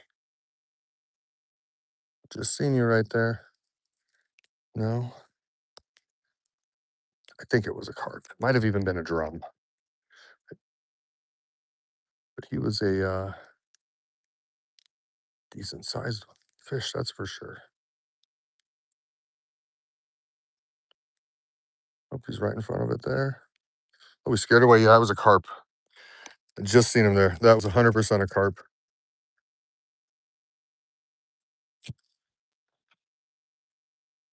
And he was more scared of my bait than anything.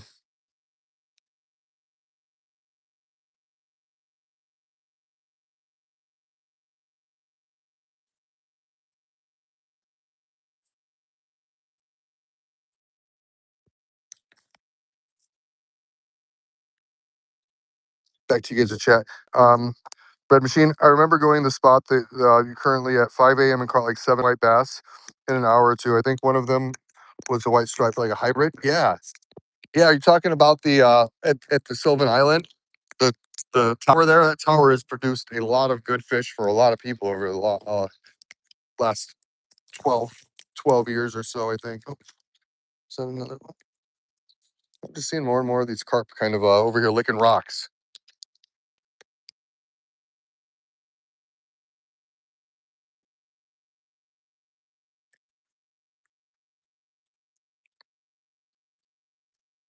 Oh, no, that might have been a snag. I thought we had a bite.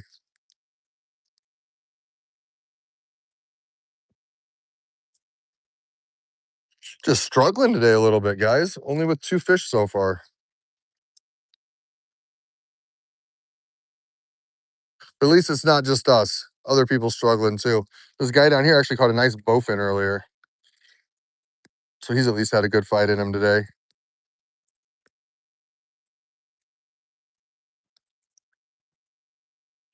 All right.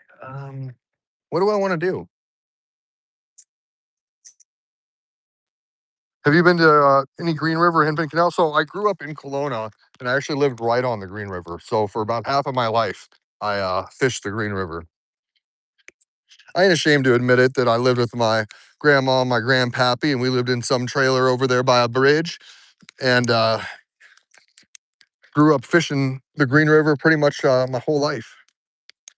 Used to run bank lines. Me and my grandpa did all up and down the Mississippi there, or up and down the Green River there.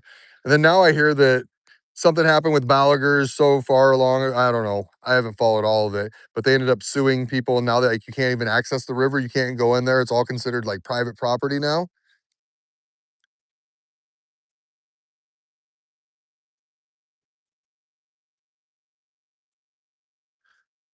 Maybe I'm wrong. I don't know. I just know what's been going on like the Quad City fishing page.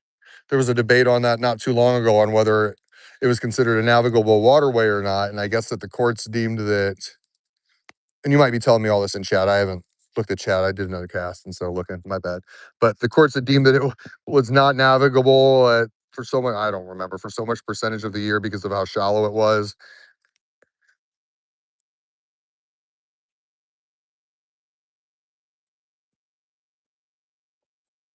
All right, we might be wandering to another spot here, guys. Might work our way over to Bowfin Lake or out to the river. Let me know in chat, guys. Should we be heading to the river right now, or should we be heading to Bowfin Lake? Yeah, Red Machine, take a look. So you grew up in Geneseo. Cool. Yeah, I grew up in Kelowna. I went to I'm 40 years old. I'm an old man. Oh, there's a carp right there. Look at that thing. Another one there. Oh my gosh. I've got some carp hooks with me, guys. Do you think it's a situation where we could throw like a small piece of worm or something onto a carp hook with on a pole and just kind of dangle it out there and see if we can't catch one of these things? Oh, that was a snag, not a bite. Thank you for coming out of that.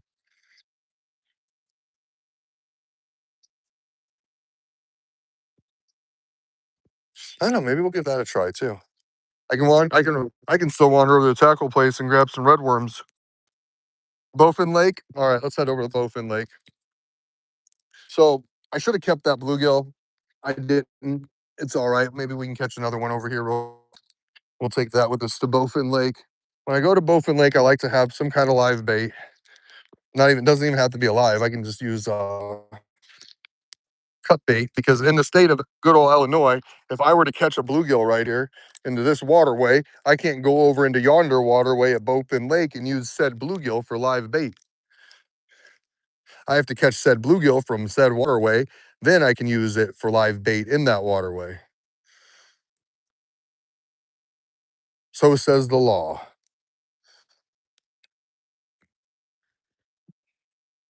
I did see some bluegill over there, so let's see if maybe we can land us one of those really quick. And then we'll head over to Bowfin Lake. I knew I should have kept that one earlier. Knew it, I knew it, I knew it.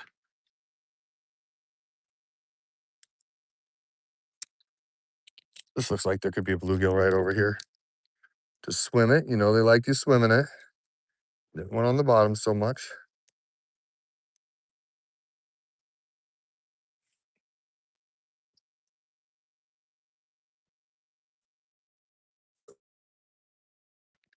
That might be a smart idea.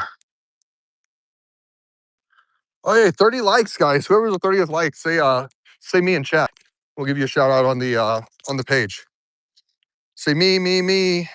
If you were number 30. All right, back over here. This is where we caught that other bluegill at earlier. Try to get us one right here.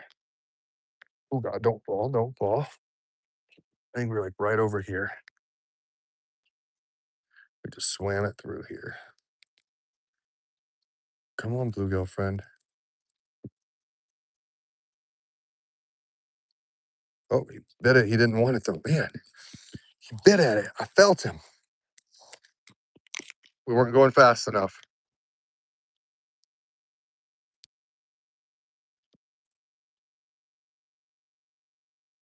There we go. He scared that carp away too. All right. We've got at least one bluegill for Bowfin Lake. Let's get ready to head over there, guys.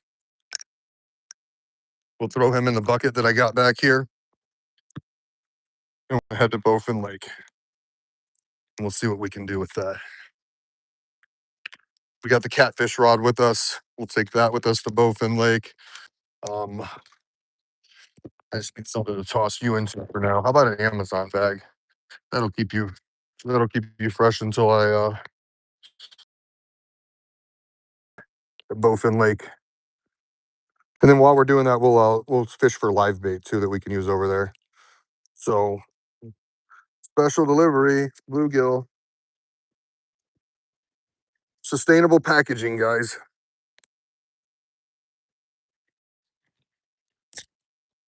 Set you right up there. Buckle up for safety, friend. Do this in a way where I'm not going to get all my rods tangled up because we're going to be bringing a couple of them with us. Get to the Bowfin Lake.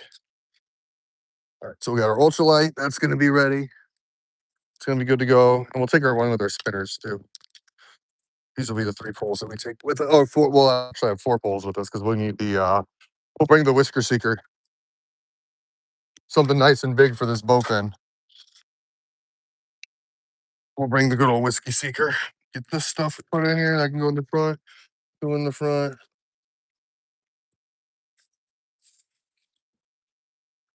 We got a backpack on the other side that we'll pack up too. One more fishing pole.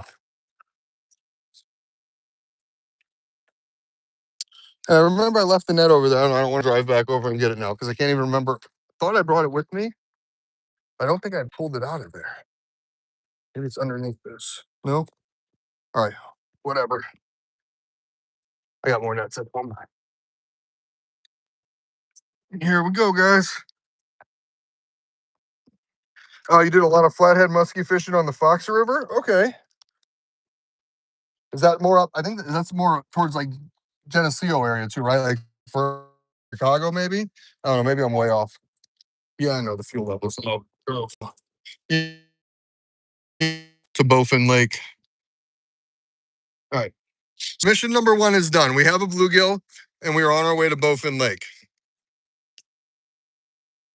Oh, it's the fox there now? No, I know. So like I said, we lived on the river, so it was really nice. We had our boat and everything on the river. So we kept it at the trailer that we lived in. So we would hop in that in the morning so we could go out to our big a little bit. I mean, that was kind of it. It was the boat anywhere else. We could keep it on the Green River at a base most of the summertime. But yeah, good. He landed that bowfin a little bit ago over there. We do not have a far drive to Bowfin Lake either.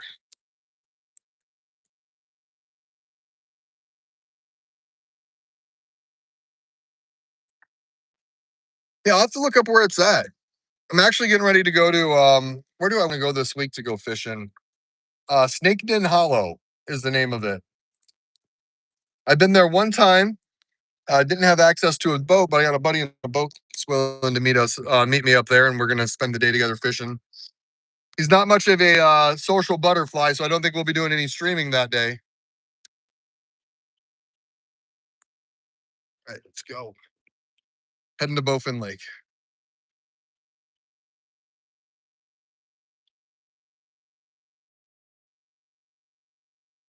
Hopefully, I didn't leave any tackle on the roof. I'm the worst with leaving stuff places, especially when I'm streaming. Watch when I finish streaming, I'll probably double back and look for that net and be like, God damn it. So mad I left that goddamn net over there.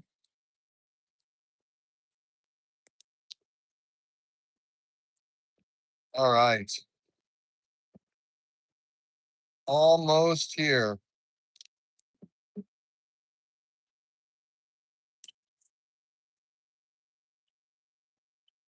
So let's get in.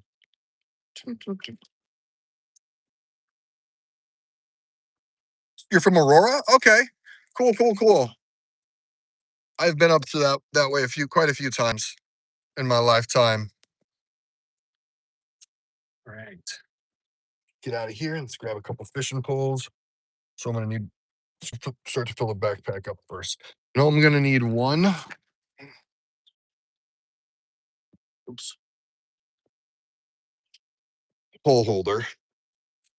So let me get you guys on the chest thing here. So I got a free hand. All right. One pole holder. We'll toss in here. Okay. Grab our catfish tackle just in case we need any of that to put a bigger hook on that. Grab that. Grab our knife because we need that to cut up our cut bait. That's all we need right there.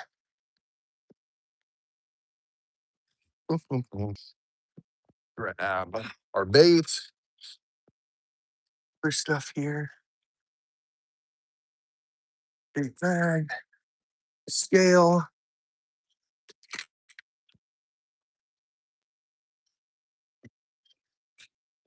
See, now I don't remember if I grabbed pliers. I know I didn't say pliers, but they're probably already in there from where I threw them in there. Okay. And I think that's everything that I needed there. Oh, I've got these gulp minnows too. Throw those in there just in case. Grab our poles and we'll be on the way. That's what's up, guys?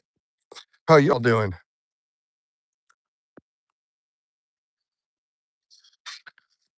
Okay.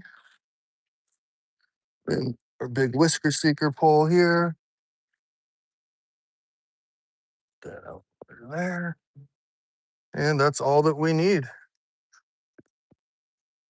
All right, guys, we are on the way.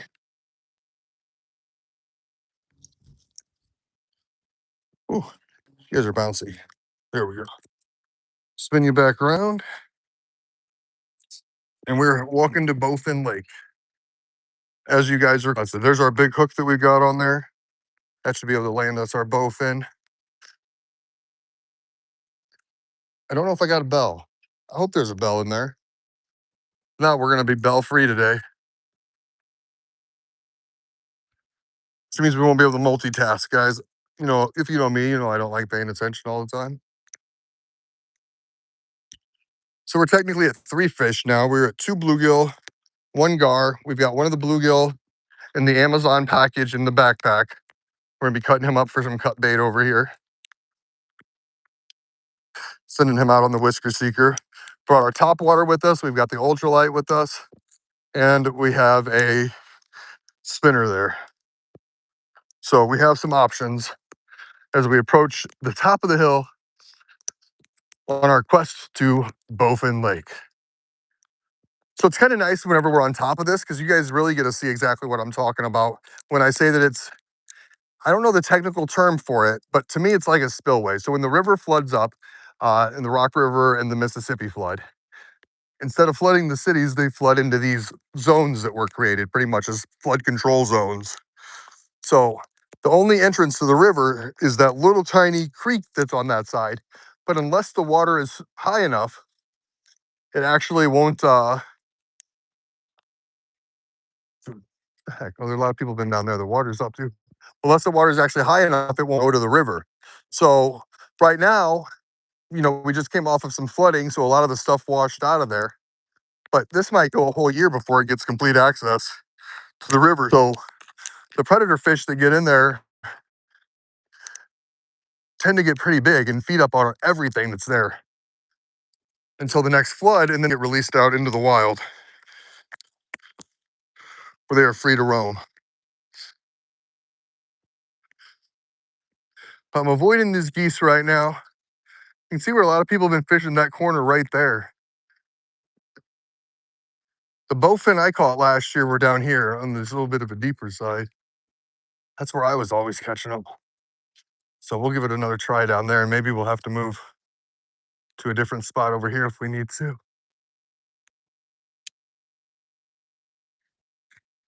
Get ready to walk down here.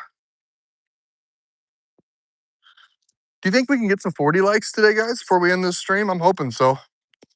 I'm hoping so. I'm hoping so. All right.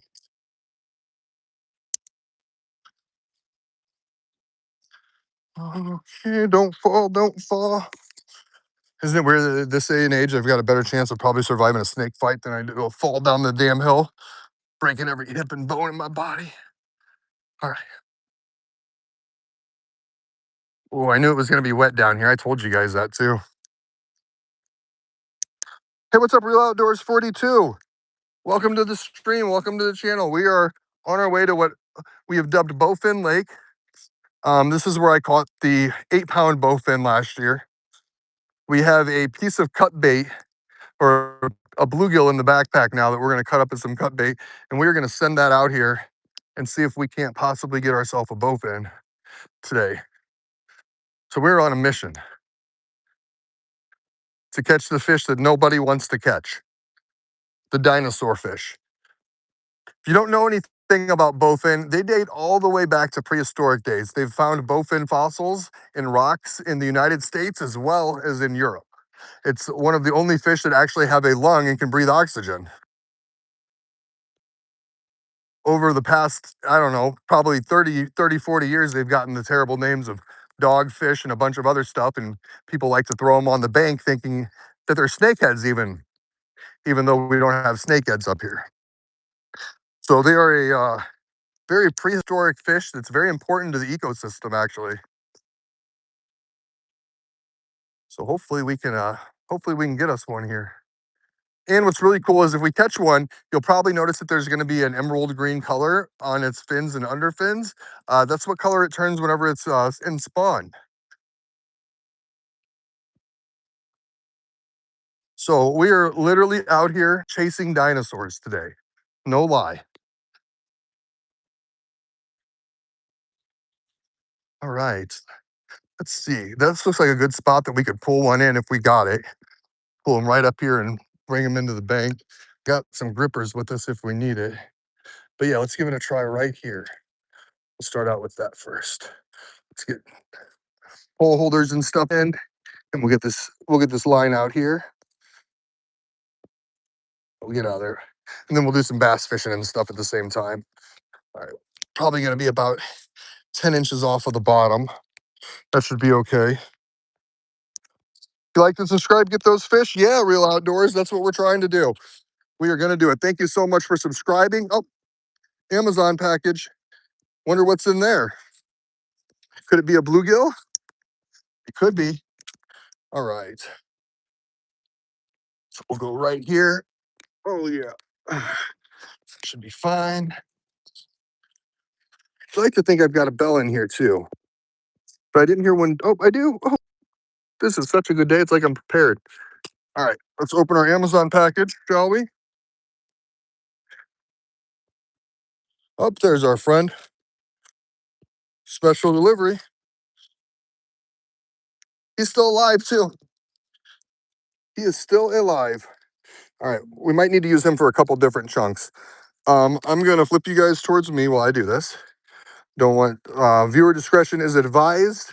We are going to be using some cut bait here, so if I don't cut my hand off, we will be seeing some blood on the stream. And we'll cut him into 3 pieces here while we got everything out. There we go. All right. Hey, we're up to 37 likes. Man, you guys are making sure that we get up to 40 today.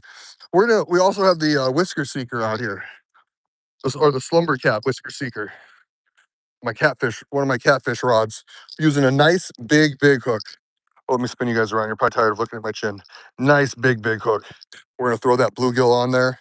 We're gonna send this guy out, and hopefully it doesn't take us too long before one of those bowfins swallow this guy up, and we are good to go. I want to run this through his nose, somewhere over here, a little bit firmer. There we go. We're in. All right. Like I said, we've got our slumber cat hog seeker catfish rod from Whisker Seeker. We have 50-pound mono with a 30, or I think it's like a 40-pound clear mono or clear leader. So we've got this bluegill head that we're sending out here. And we're getting backlash on our first one. I don't think I've ever got backlash on this rod either. That's why I didn't even feel like I needed to feather it there. There we go. That's in there. Tighten this up in just a second. Big old conventional reel on this. Make sure our next cast will be good to go. There we go.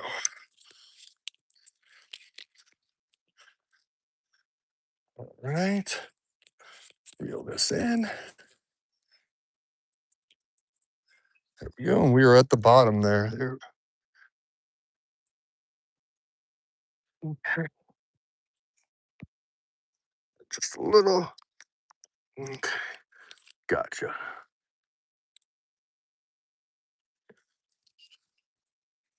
We're gonna loosen that drag just a little bit. Hey, 40 likes, guys. Thank you. Thank you. Thank you. Yep, man on a mission to catch a dinosaur. We are doing that. All right. Hopefully we hear some bells here pretty soon. And it's not the turtle bells. All right. While that's going on, I'm gonna leave my knife there so I know exactly where it is. Move these out of the way so if I have to rush over here, grab something. Should we fish for more bait real quick? Maybe to get another bluegill? Maybe we get a chance to throw a live piece of live bait out there. I didn't bring a big bobber with me though that I like to do if I normally do that. Just kind of let them float free. I guess let's just run the spinner for a couple casts and see if anything happens. Maybe we'll pull out a bass or something here.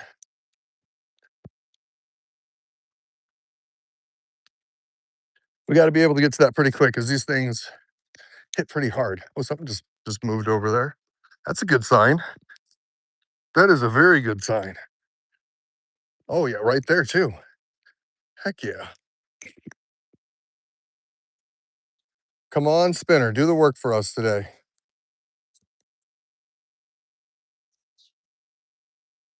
Got a chartreuse inline spinner on this guy, hoping to maybe get a bass or something right now. While we're waiting for our bells to go off there.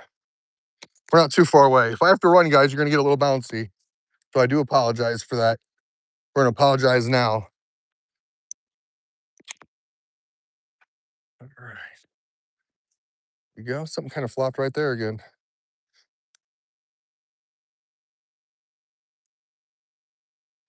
We've caught one gar, two bluegill.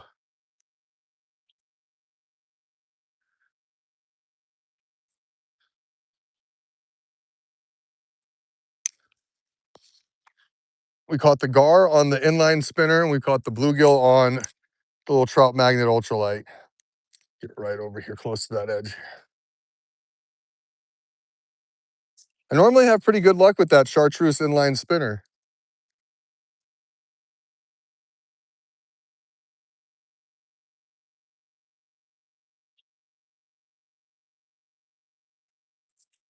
Get that out of there. Had high hopes there. I really thought we were gonna get something on those first couple casts.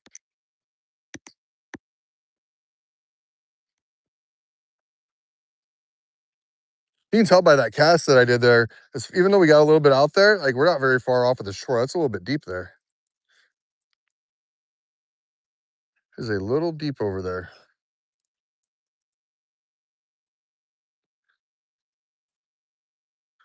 And I've gotten mixed signals from the fish today. I've gotten some that wanted to take stuff on the go, and I've gotten a couple fish that literally had me dangling it in front of their face for 5 minutes before finally biting on. So I'm not sure what they're wanting today. I thought maybe that cut baiting would work good, get us that bowfin. We're out here at Bowfin Lake.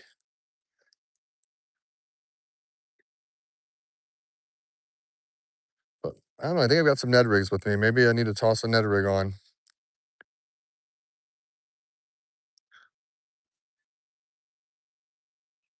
Or I thought we might catch another gar. 10:18 a.m. Thank you for letting me know, Red Machine. Zuzu, let's go, bro. Congrats on 40 likes. Yeah, we're up to 41 now. We're doing it. We are doing it. Try right over here, too. Oops, don't break your pole, Pat. Thought we kick it.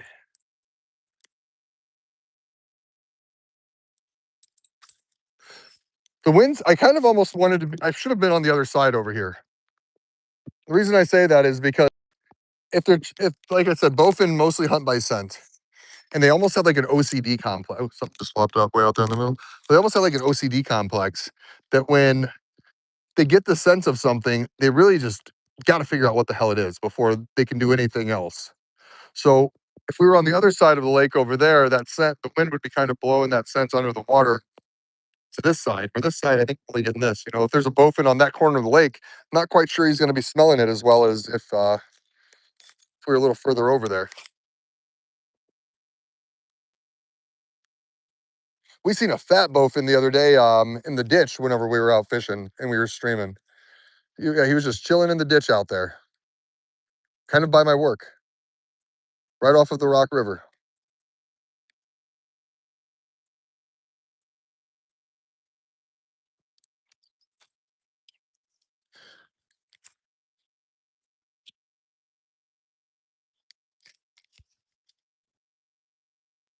That sink a little bit more and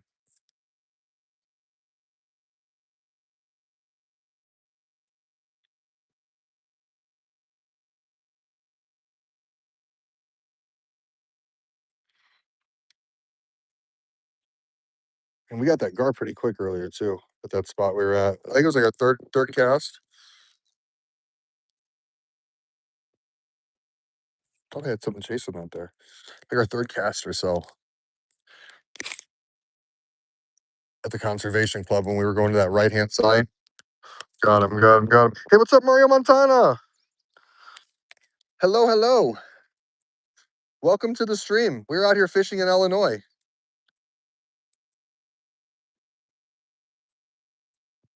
Right now, we're fishing with anything that's one bites the inline spinner, which gives us a lot of options, but nothing seems to be wanting to chase a pretend minnow right now.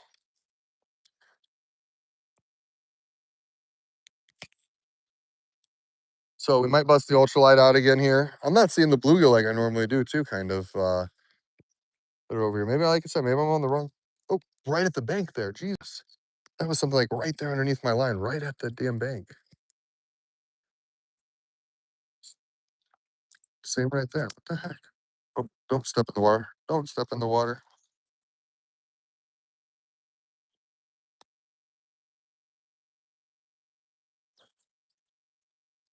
All right. Hey, we'll be a little closer to the edge this time. Okay, we would have been if the wind didn't move us. We were out here chasing dinosaurs, guys. We got some cut bait in here. This is where I caught that 8-pound bowfin last year. We're hoping to get a snag right there. It's like, is it a snag or is it a fish? Using this pretty green inline spinner. I'm gonna run a couple more up this bank right here, and we'll switch it up to something different. The water is up. The water still seems like it might be coming up here because we have gotten a lot of rain in the area. And I will say that the bite before the rain and before those storms was pretty killer the last like week or so.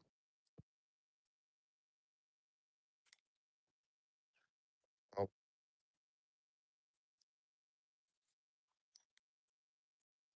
kind of snagging on a bunch of stuff there. Go back to top water, maybe? I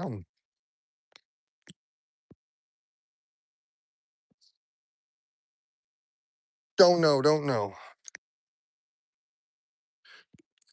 This has been our best friend this year, guys.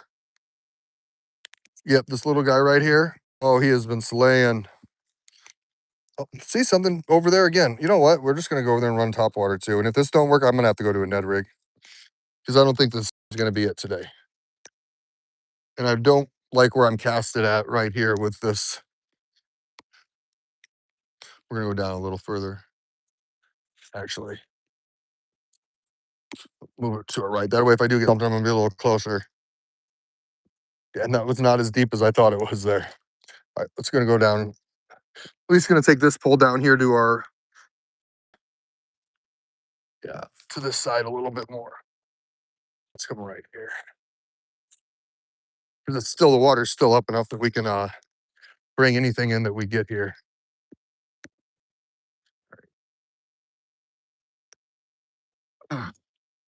Oops, wrong way. Wrong way, wrong way. Sorry, guys. Give me just a second. Get this pole holder in. Okay. Got it. We got our bluegill ready again. Let's send this guy out.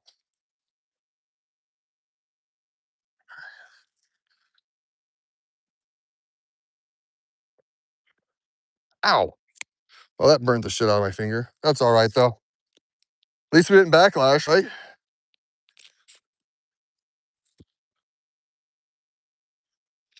Okay.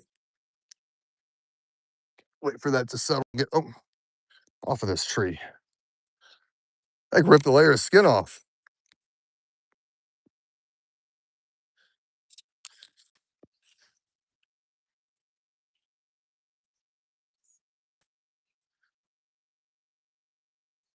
All right, there we go.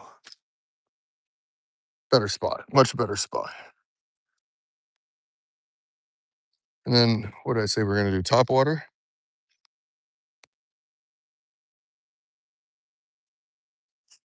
See, last year when I was catching them, I put it right outside of a thing where all of the right outside of a thing where all the bluegill were. I was catching them literally like right on the other side of where my pole was. So I knew that the bowfin thought that it was just like normal bluegill that was just chilling there. And that's why I just kept catching so many of them. Come over here and run the top water right here. Got that good old whopper plopper on there. Maybe we can get us a top water bass bite.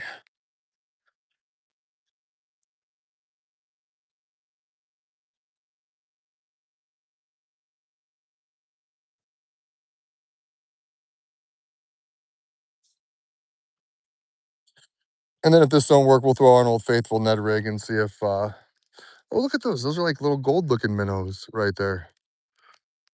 You guys can't even see it. They're swimming over here. They're kind of like right underneath where my whopper plopper is. They're going right underneath right now. Reddish gold color.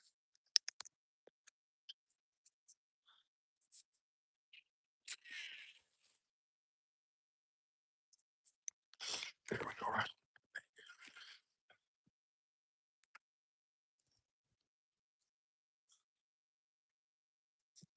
Come on. Hey guys, 33 people in chat. Hey, thank you guys so much for being here. If you can do me a favor, hit that like button. We were up to 41 likes, guys. We were doing well in here today. We were hanging out. We were getting some fishing in. We got some cut bait out here trying to catch some bowfin. Hoping for that. running the top water, seeing if we can get us a little bass as well. Yeah, so far we have gotten, just so you guys know, we have gotten one short nosed gar and we've caught two bluegills so far in our time out here. And now, by viewer request, we're here at Bowfin Lake,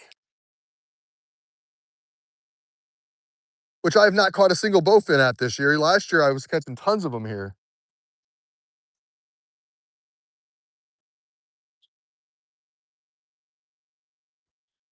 But I think I just need to be smart and not fish on yesterday's news.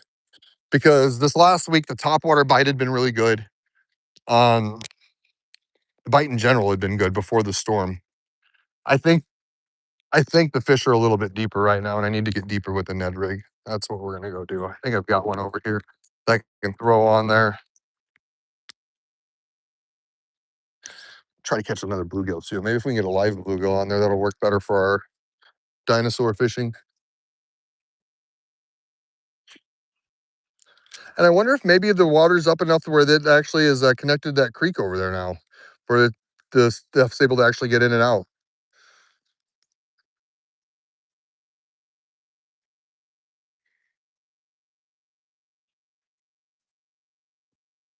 Not sure. I'm not sure. I just know the water's up, and it seems like it's still going up every little bit here, even while I'm here. Let these water bugs be our guide.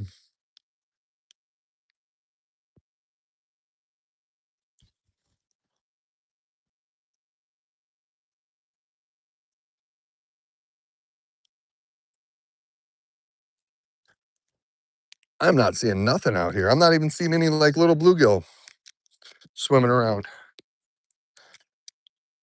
Whoever said let's go to Bowfin Lake, you let me down. But I'm pretty sure, I swear it was this time of the year last year where I was like slaying them out of here. It's right at the beginning of June. I know that because this was the time last year I had left. I couldn't keep working at Pepsi because my shoulder wasn't doing well, and it was after my shoulder surgery.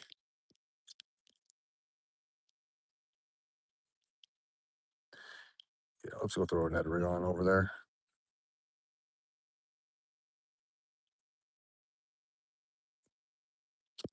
See if maybe we get lucky.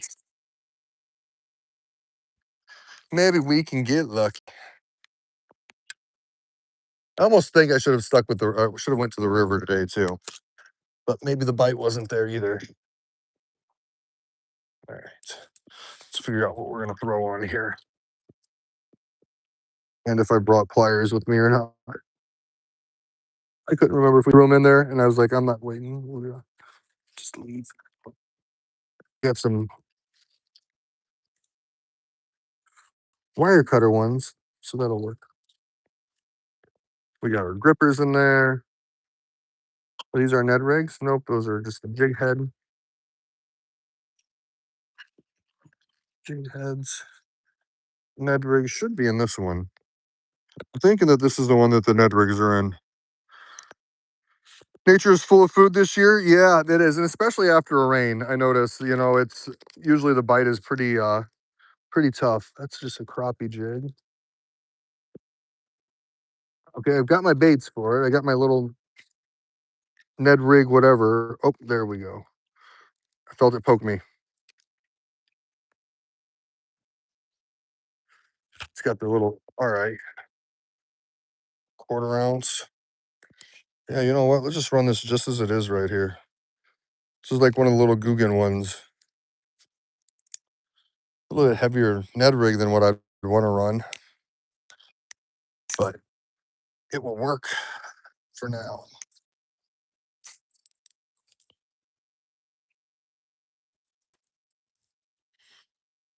I didn't bring any crankbaits with me either. Not much of a crankbait person, in case you were kind of wondering, hey, why isn't he running one of those yet? But let's see if I was right. Let's see if maybe they were on the bottom. So quarter ounce is going to get us to the bottom pretty quick. This guy should have some good movement on the way down.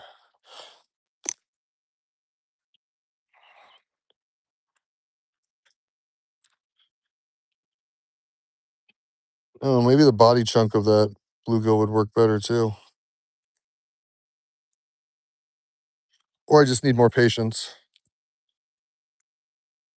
Just tell me that. Say, Pat, more patience. All right, there we go.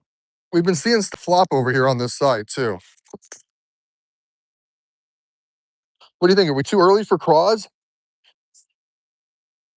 I'm trying to remember when I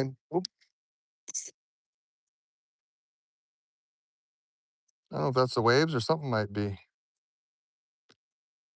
starting to mess with it. We needed to take it though. Like we want to hear those bells going crazy. Then we know that we landed the big one.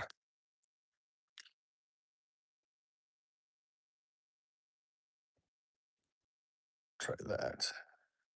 Spot that we seen something popping at earlier.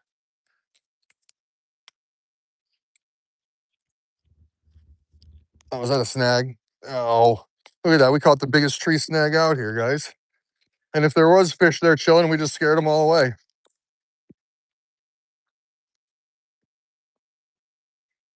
Oh, yeah, there was one out there. Come on.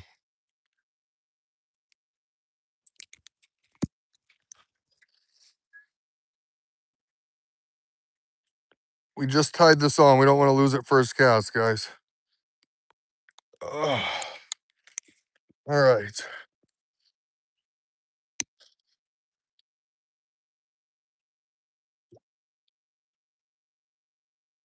Oh, we hooked it good too.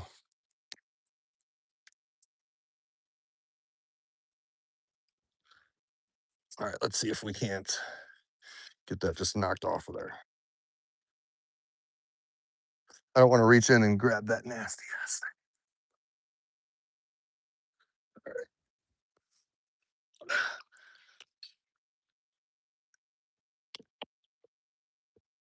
All right, guess I'm gonna have to reach in, just up and over. No ticks, please. Oh, okay, good. Got it. Oh, all right. Good tree, guys. Good tree catch. That was fantastic. Don't we love fishing? Can I get an I love fishing in chat if you love fishing and actually mean it? Send me your motivation. All right. It's our second location of the day, too. I'm just gonna actually stick on there. And we may not give it too crazy long out here if these if the bowfin's not biting here. We might well, we still got a little bit of time today, head to the river. Maybe make a drive over there. All right. That back in there. Yeah, I keep seeing it looks like little white bass or something out here flopping. But all I caught right there was a snag.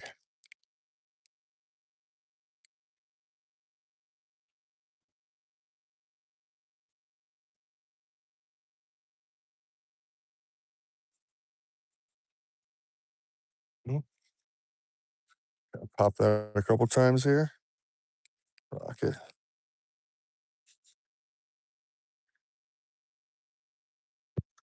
I see you over there too. Look, I'm seeing all kinds of big stuff just flopping along the edges over here.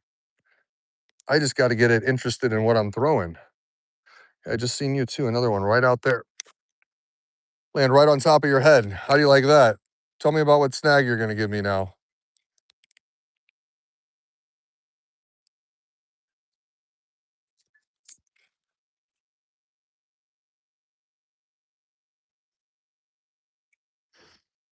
Is that another snag or we got a fish? I'm pretty sure that's a snag. That does not feel like a fish.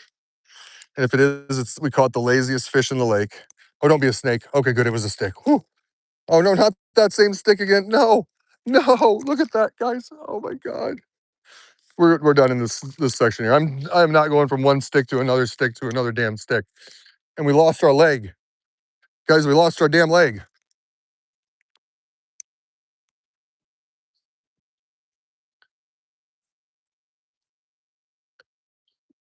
Maybe Bowfin Lake wasn't the lake to produce today.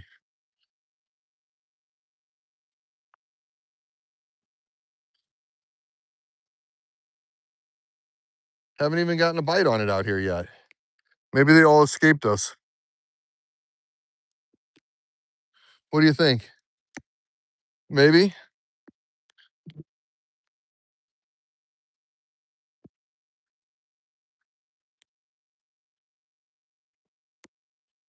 Maybe? Oh, let us throw one of these missile baits on here. A little smaller profile than that. Maybe that's what they need. This is the exact one that we used to catch our 4.5 pound bass earlier this year. It was one of these little guys by Missile Baits here.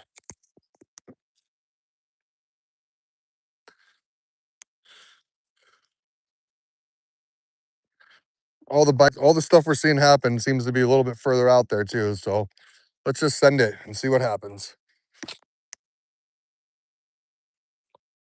Hopefully we're not having any big trees like we did on that other side where stuff washed up to. Ooh, something else big out there.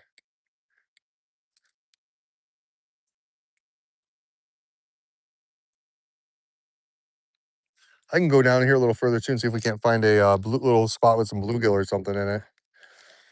Maybe get a piece of actual fresh, like live cut bait out there. I don't know. I'm just bouncing ideas around in my head, guys. The ramblings of a stone fisherman here that's having a tough time catching fish. Part of me just says go out to the river and just run that spinner on the river, and I won't have an issue catching some white bass or even some drum.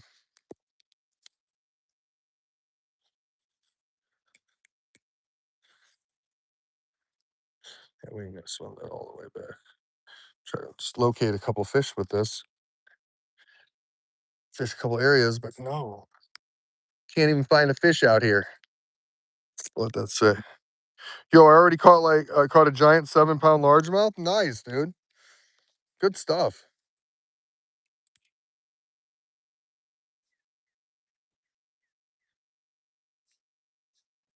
I've got a short nosed gar so far today and a couple bluegill that we've been using. We're actually out here trying to catch bowfin right now. But at this point, I don't know, I'm trying to bass fish while I've got my cut bait in the water there.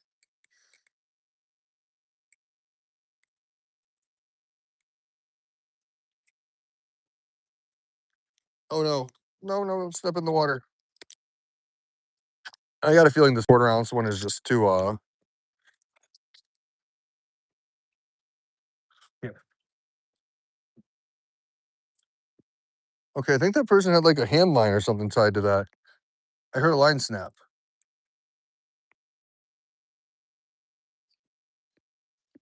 All right, so we'll cast this further over to the right again.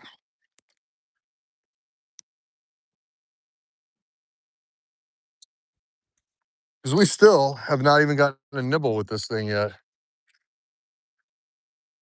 With that cut bait.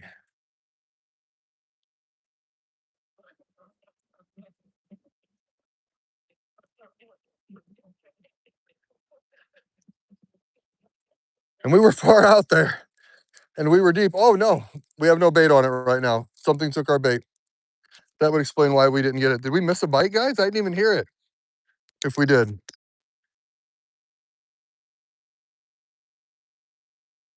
All right, well, we'll give a body piece a try here.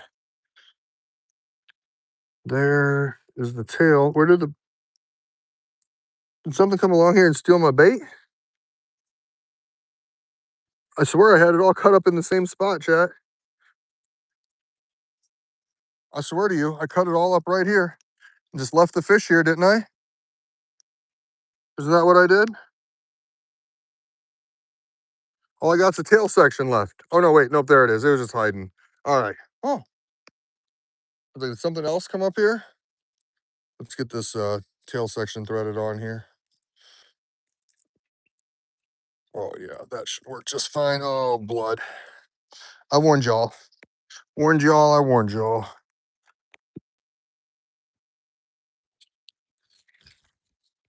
All right, let's send this again.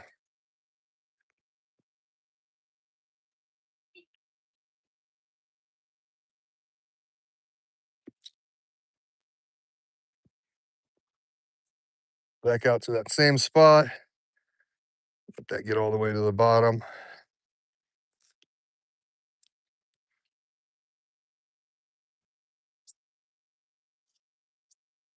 All right.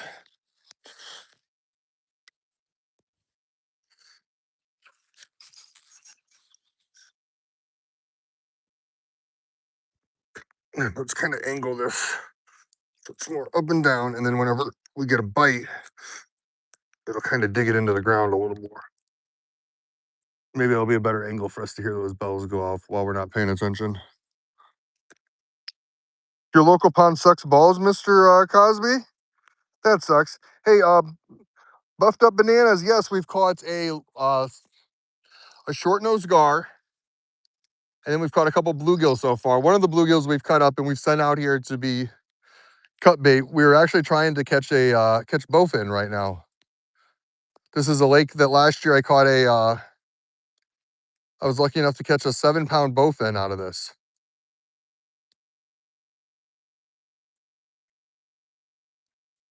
Using the bluegill for cut bait. Maybe we take the ultralight and we come over here by these little trees and stuff over there.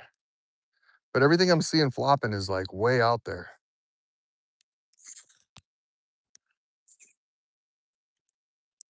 That's for sure. I usually have more luck with the bass and stuff towards this right-hand side over here. But as we're beginning to see, it is like full of nothing but snacks. Try another cast right here. That Ned rig get down there. Prefer it when they just take it right on the fall. I think I'm gonna let the Ned rig drop, and I think I'm actually gonna swim the Ned rig back so I can kind of get the most out of each cast. Kind of work that spot that we were seeing something flop in earlier. Oh, nothing there. Swim it on the way back. Hit that snag. I know you're like swimming a Ned rig. That's crazy, but you don't like. I don't know. I'm not gonna sit there and hop it all the way back. I don't got time for that all day. Pick a spot, work that spot, lift it up, real slow, get it back. That good? That's where I kept seeing that looked like a big bass or something. Something big just kept coming out of the water there earlier.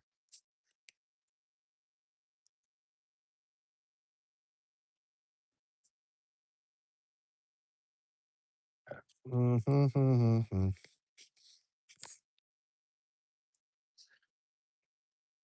Up, so we're in the Midwest. We're in Illinois. We got hammered with these storms the last couple days. Storms, rain. But before that, oh my God, we were having such good fishing conditions. Such good fishing conditions.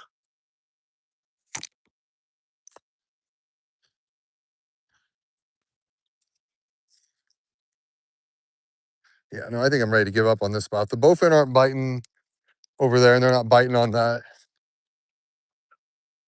I need to look at some other place. Let's head to the river. I think that's going to be the play.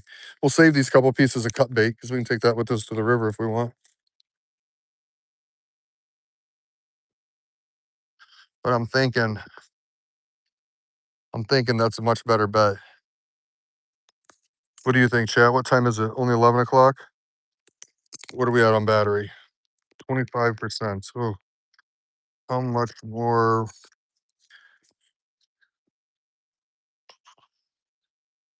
Yeah, I think we're going to end the stream right now, chat. I'm going to charge a little bit of battery, head to the river, and then I'll join you guys back there. Thank you so much for getting me up to 46 likes, guys. We slayed it today. We got 3 fish. Didn't get the ones we were chasing after. Oh, but we're not going to wait all night here and see. So we'll talk to you guys later. Peace out. Stay fried.